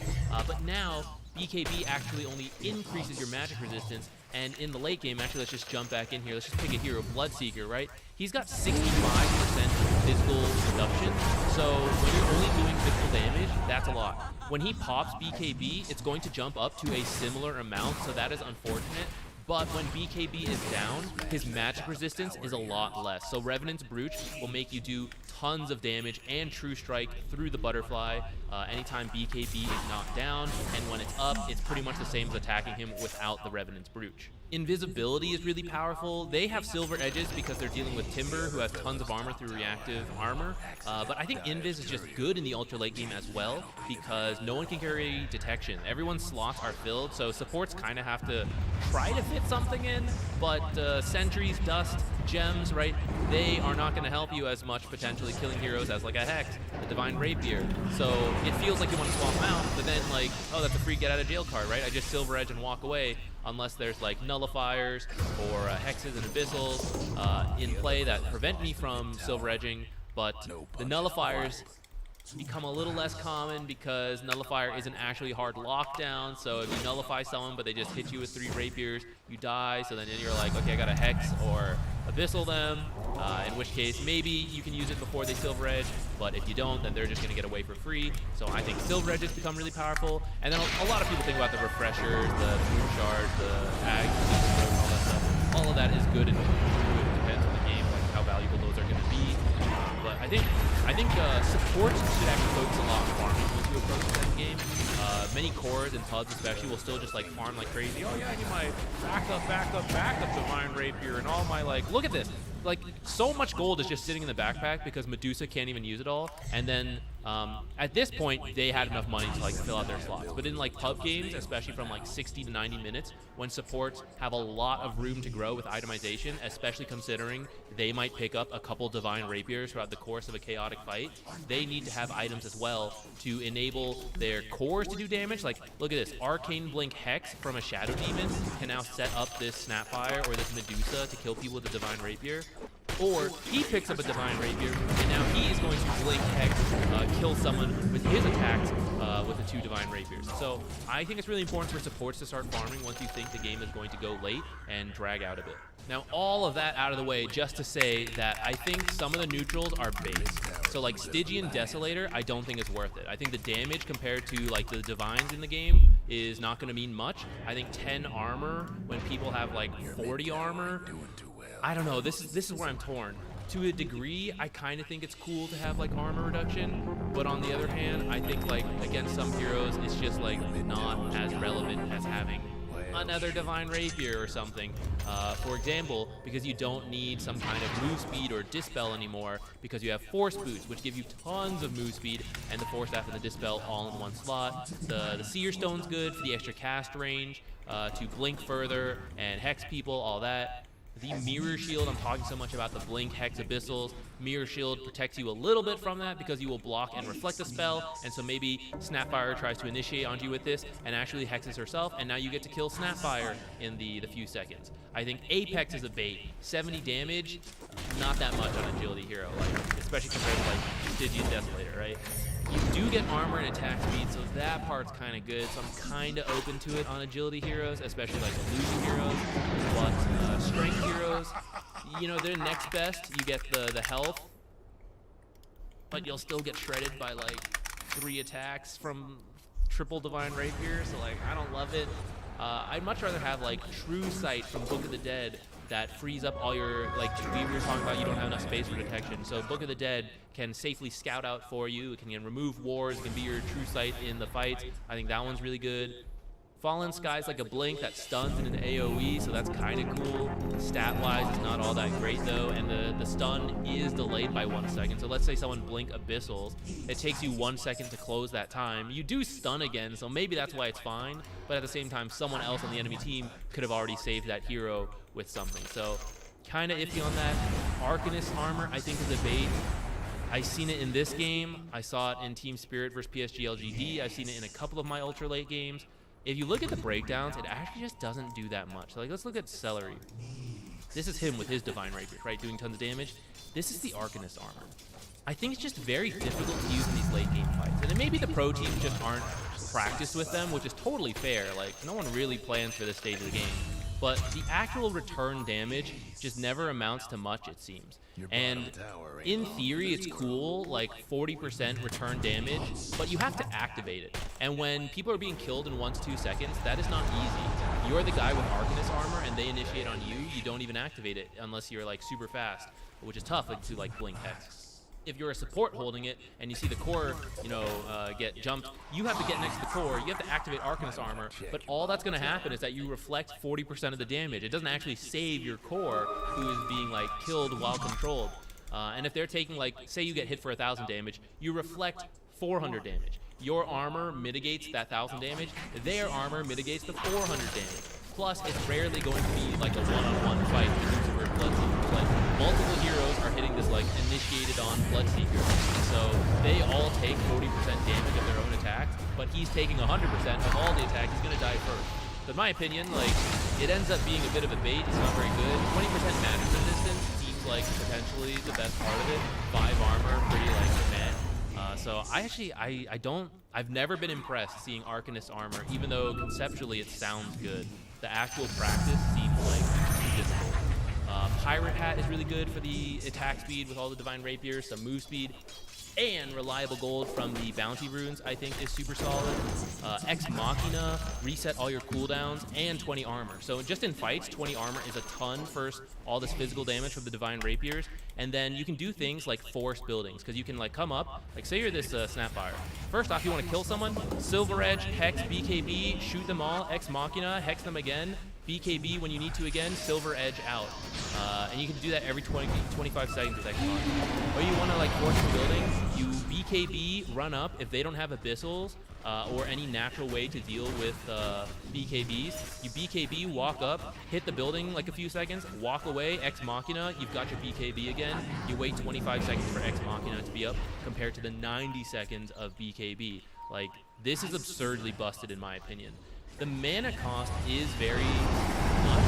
It's kind of painful. But when you have an item like Hex, which gives you tons of mana regen, you can Ex Machina like 1 to 3 times, depending on like how much intelligence and mana regen you've got, before you like have to chill a little bit. It depends on your spells, sure, but you can typically use Ex Machina at least once without it being a major issue in the ultra late game. But for someone like Snapfire, she's got the Hex, got some regen through that, and the Hurricane Pike, like, she can use this like 1 or 2 times before it's a real issue. Giant's Ring is good because it gives you move speed, strength, and then the free pathing I think is really solid. And then the Book of Shadows is like an actual save. When someone gets blink hexed or whatever, you come and you make them untargetable. They might still die to like AoE stuff, but you can protect them from a lot of these Divine Rapiers, or protect yourself every 8 seconds plus the basic dispel. You can use it aggressively as well. You can use it on the enemy. You don't want the Medusa attacking, just remove her from the fight for a few seconds. Your team probably can't kill her in that time, but you can maybe kill all her teammates or something. So I think Book of the Shadows is a really good one, just a little bit hard to use potentially. Let's take a look at a couple of the fights. I haven't really watched all these, so we're just gonna see together what we can learn. So Timber, super tanky. He just gets to go in on his own with all these reactive armor stacks. See him jumping up to like 80% here. Looks like Quest are gonna commit everything. Timber's probably not the right guy to go on, but if you are going to commit on someone, just throw things out, because every kill is so big, and if you force a buyback, you just reset, wait for all your cooldowns, because all cooldowns in the game are less than buyback. Buyback is the greatest cooldown, besides Roton, but buybacks, unmask, and force out. We said it's like the win condition in games. If you're going to go, do it, throw everything out. That's kind of what just happened here. They're going to try to go out, and then they feel on GG that, okay, they used like a lot of big ults, like let's try to fight. So let's see, he Ruptured, Snapfire. We're going to have to play slow motion. So much is going to happen. Rupture's pretty good because it's pure damage in the late game. No Gamba stream? What do you mean?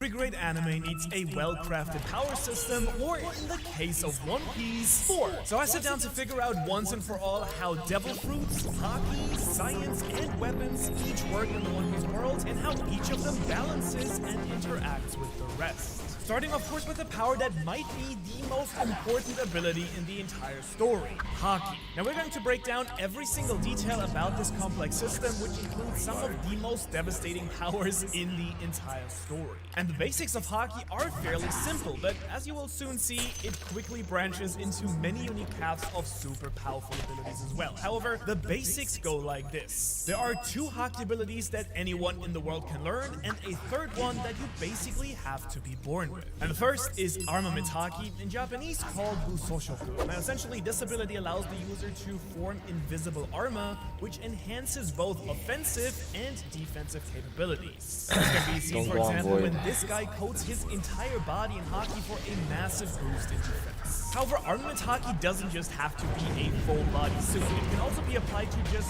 certain parts of the body, like the hands and feet, to make them ridiculous. A perfect example of this is the Yonko Big Mom using Haki on just her arm to block Luffy's super powerful punch.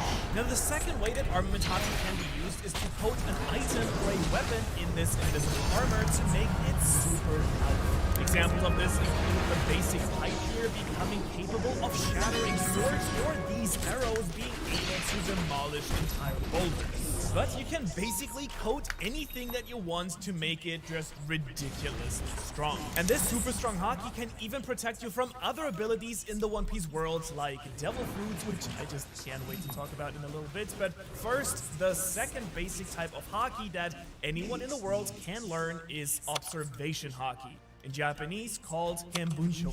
Now, Observation Haki lets the user sense the presence of others, even if those are hiding or using some sort of stealth ability. Observation Haki can also allow someone to sense the intention of a person, such as if they intend to hurt you or if they're actually quite friendly. As you might know, Luffy is especially skilled at this, but it is also shown by many other characters. And perhaps the single best example of this is the blind Admiral Fujitora, who uses his Observation Haki to sense others' locations, but also their intentions, even though it's lines. However, just like Armament, Observation Haki needs to be actively used. It's not just automatically on all the time. And we even learn in chapter 884 that if a person is emotionally unstable or rattled, like they're super sad or angry, then their Observation Haki will be a lot less effective or not even work at all. And so these are the basics of the first 2 abilities. And while some characters are naturally better at one or the other, spending time training both of these 2 powers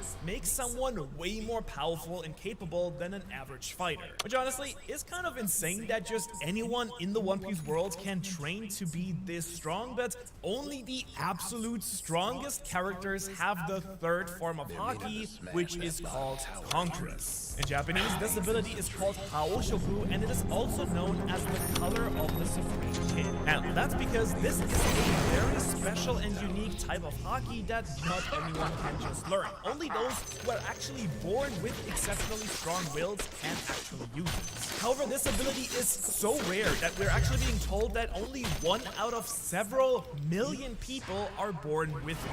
And in fact, only 18 characters in the entire canon storyline have actually been proven to have this ability, although 4 of them are already confirmed to be dead. And so clearly this ability is reserved for those with the will to become the strongest in the world, but what does it actually do? Well, the clearest example we've seen of Luffy using Conqueror's Haki is when he unleashed an insane blast of his willpower to literally knock out 50,000 weak-willed fighters during the Fishman Island arc.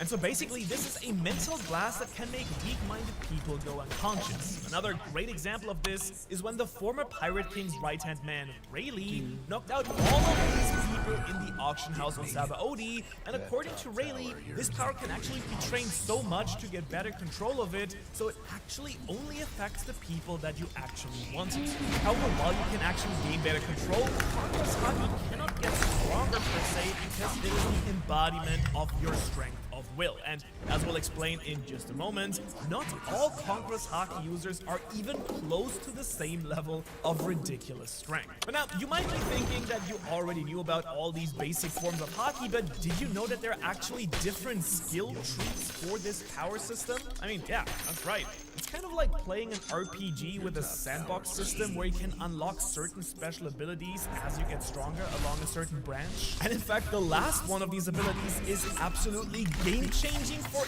anyone wanting to be a top-tier fighter in One Piece. Now, we've already discussed with armaments that you can choose to either harden your own body or you can coat an object in that haki. And while most people can do both, it takes an extraordinary amount of practice to become a true master at either one of these. However, during the Wano arc, we learned that there is actually an advanced form of armament haki that only very few people actually ever master. This is called advanced armaments, and there are actually two forms of this power. Now, these don't have official names in the story, but they're sometimes called what is known as emission or internal destruction. Basically, emission allows the user to extend their haki coating out into the air to create this invisible force field on top of their skin. Now, this was first seen on Sabaody when this sumo-looking dude smashed Luffy without even touching him. On the other hand, internal destruction involves extending your own haki into an object or person so it is literally destroyed from the inside. And there's actually this wonderful panel back from chapter 947, which perfectly explains this concept, and in chapter 955, we actually see Luffy mastering it by demolishing this poor tree. And so together, these two advanced forms of haki are way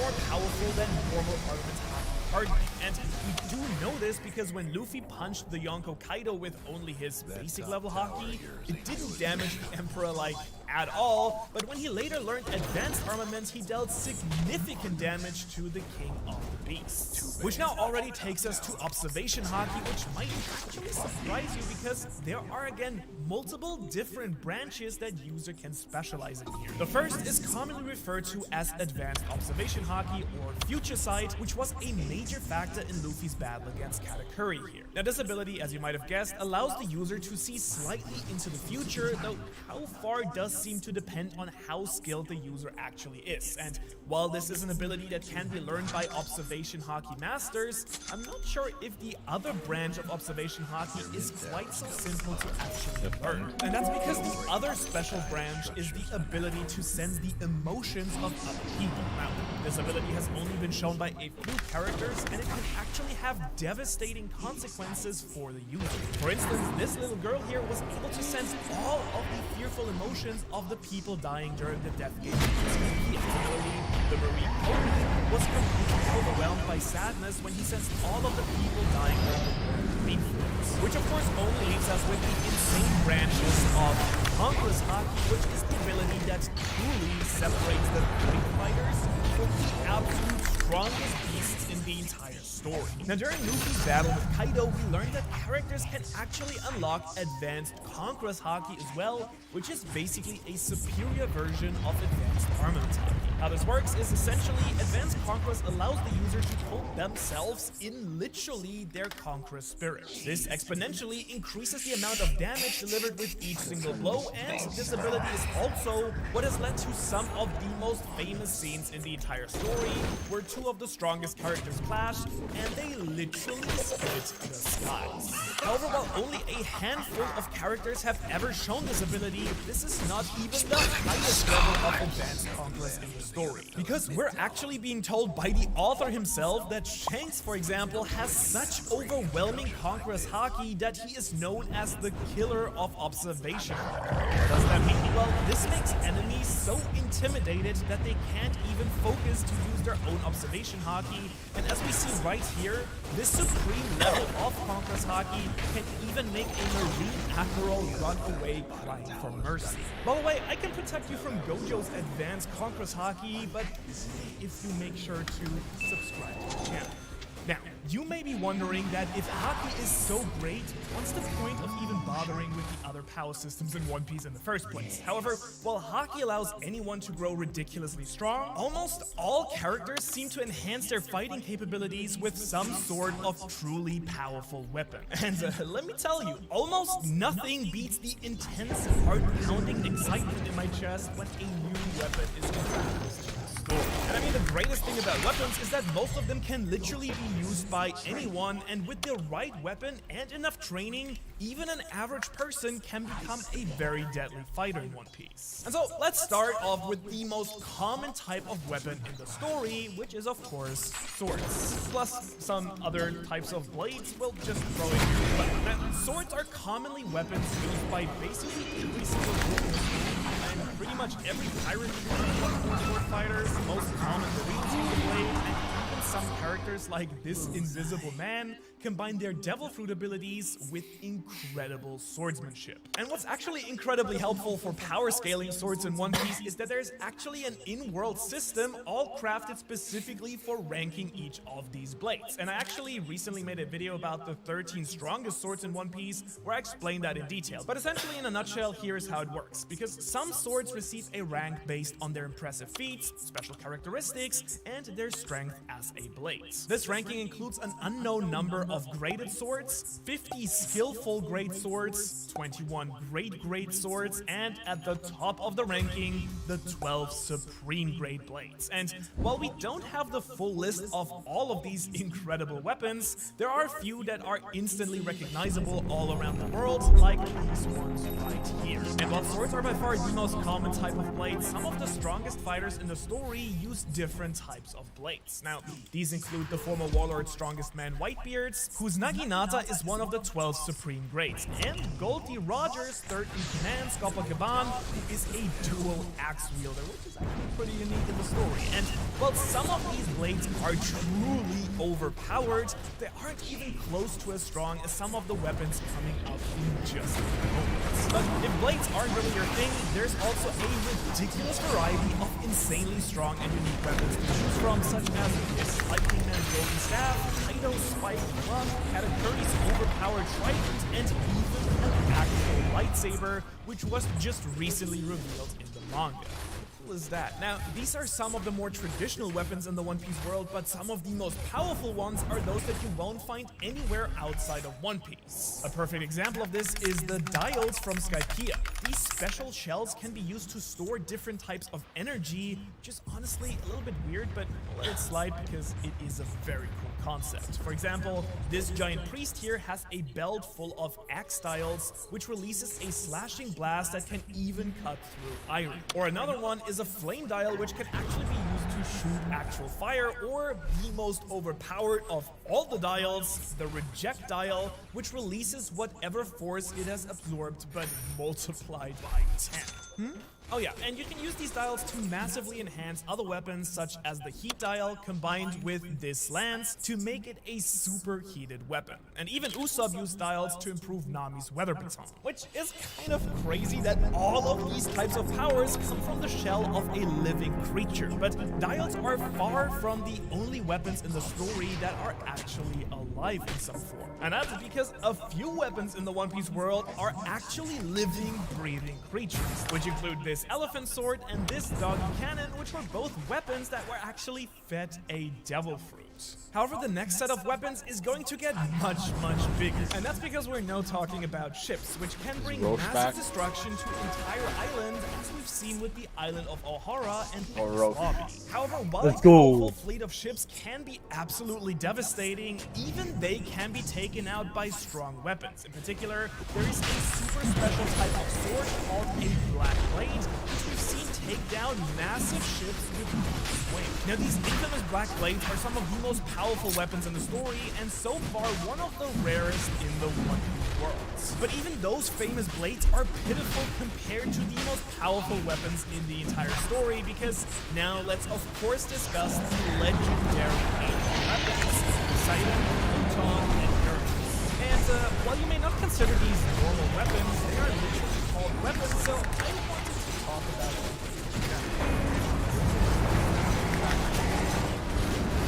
And actually, Uranus is the one that we know the least about. And since Poseidon is an underwater power and Pluton is a ship that rides on the ocean, it is widely theorized that Uranus is a weapon that can fly in the air. Bro, have to hit the draw, bro.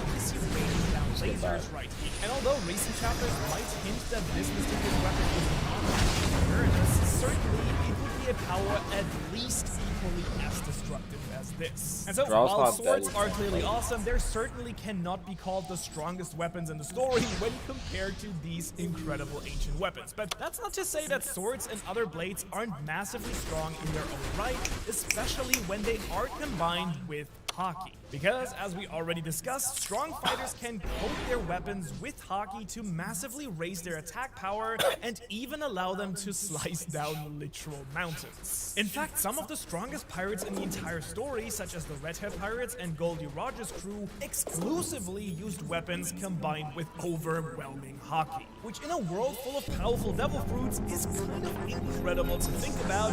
But this next power system in One Piece has the potential to make everything I've discussed so far completely unnecessary. Because weapons? Garbage. Haki? Don't need it. Get the hell out of here.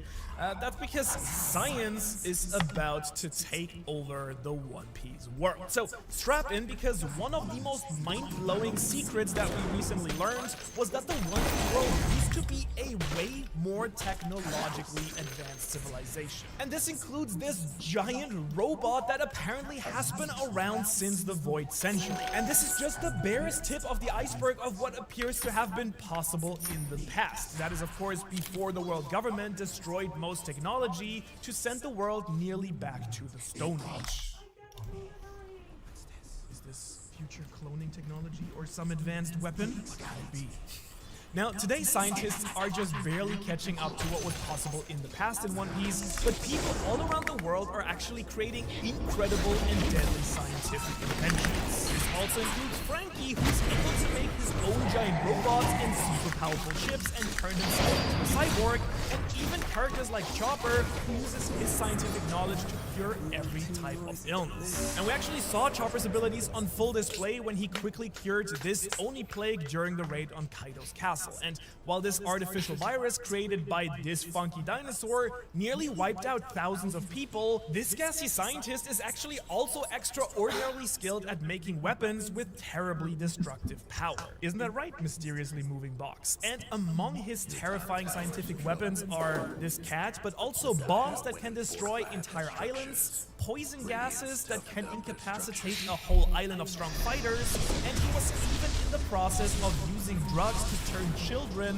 into literal giants. And yet Caesar's awful scientific contributions aren't over yet, because during the Wano arc we saw firsthand the horrible effect of his worst invention ever. Because these are the artificial devil fruits that he created for the Emperor Kaido. Now, these fruits are actually made by combining specific chemicals with the genetic factors of animals, and then this chemical liquid is actually used to water trees, which then grow these artificial devil fruits. And those fruits give only 1 in 10 people some sort of twisted animal ability, while the other 9 are cursed to only smile and laugh.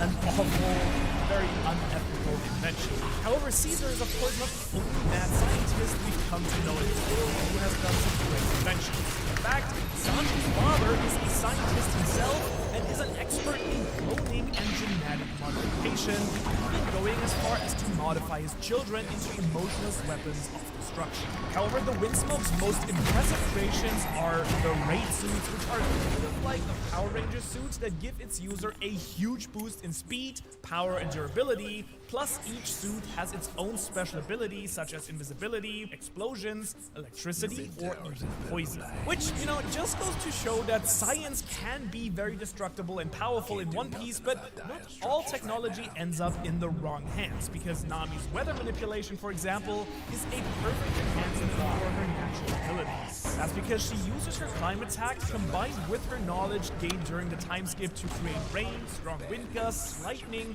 and even create mirages, as you can see during her fight in this lobby. And in addition, one of the most powerful scientific advancements in the world is also one of the most common. That's because someone once figured out how to turn the natural telepathic abilities of these snails into a literal communication device. This resulted in the transponder snails, which is basically like a phone and allows people to communicate all the way across the world, which, if you use the real world as an example, undoubtedly changed the way the entire world functions. But if we're talking about super powerful technology, then there's of course one man whose creations stand above everyone else, and that is Dr. Vegapunk. Now, this genius scientist and user of the Brain Devil Fruit, a little foreshadowing here, has truly broken through the barriers of technological advancement.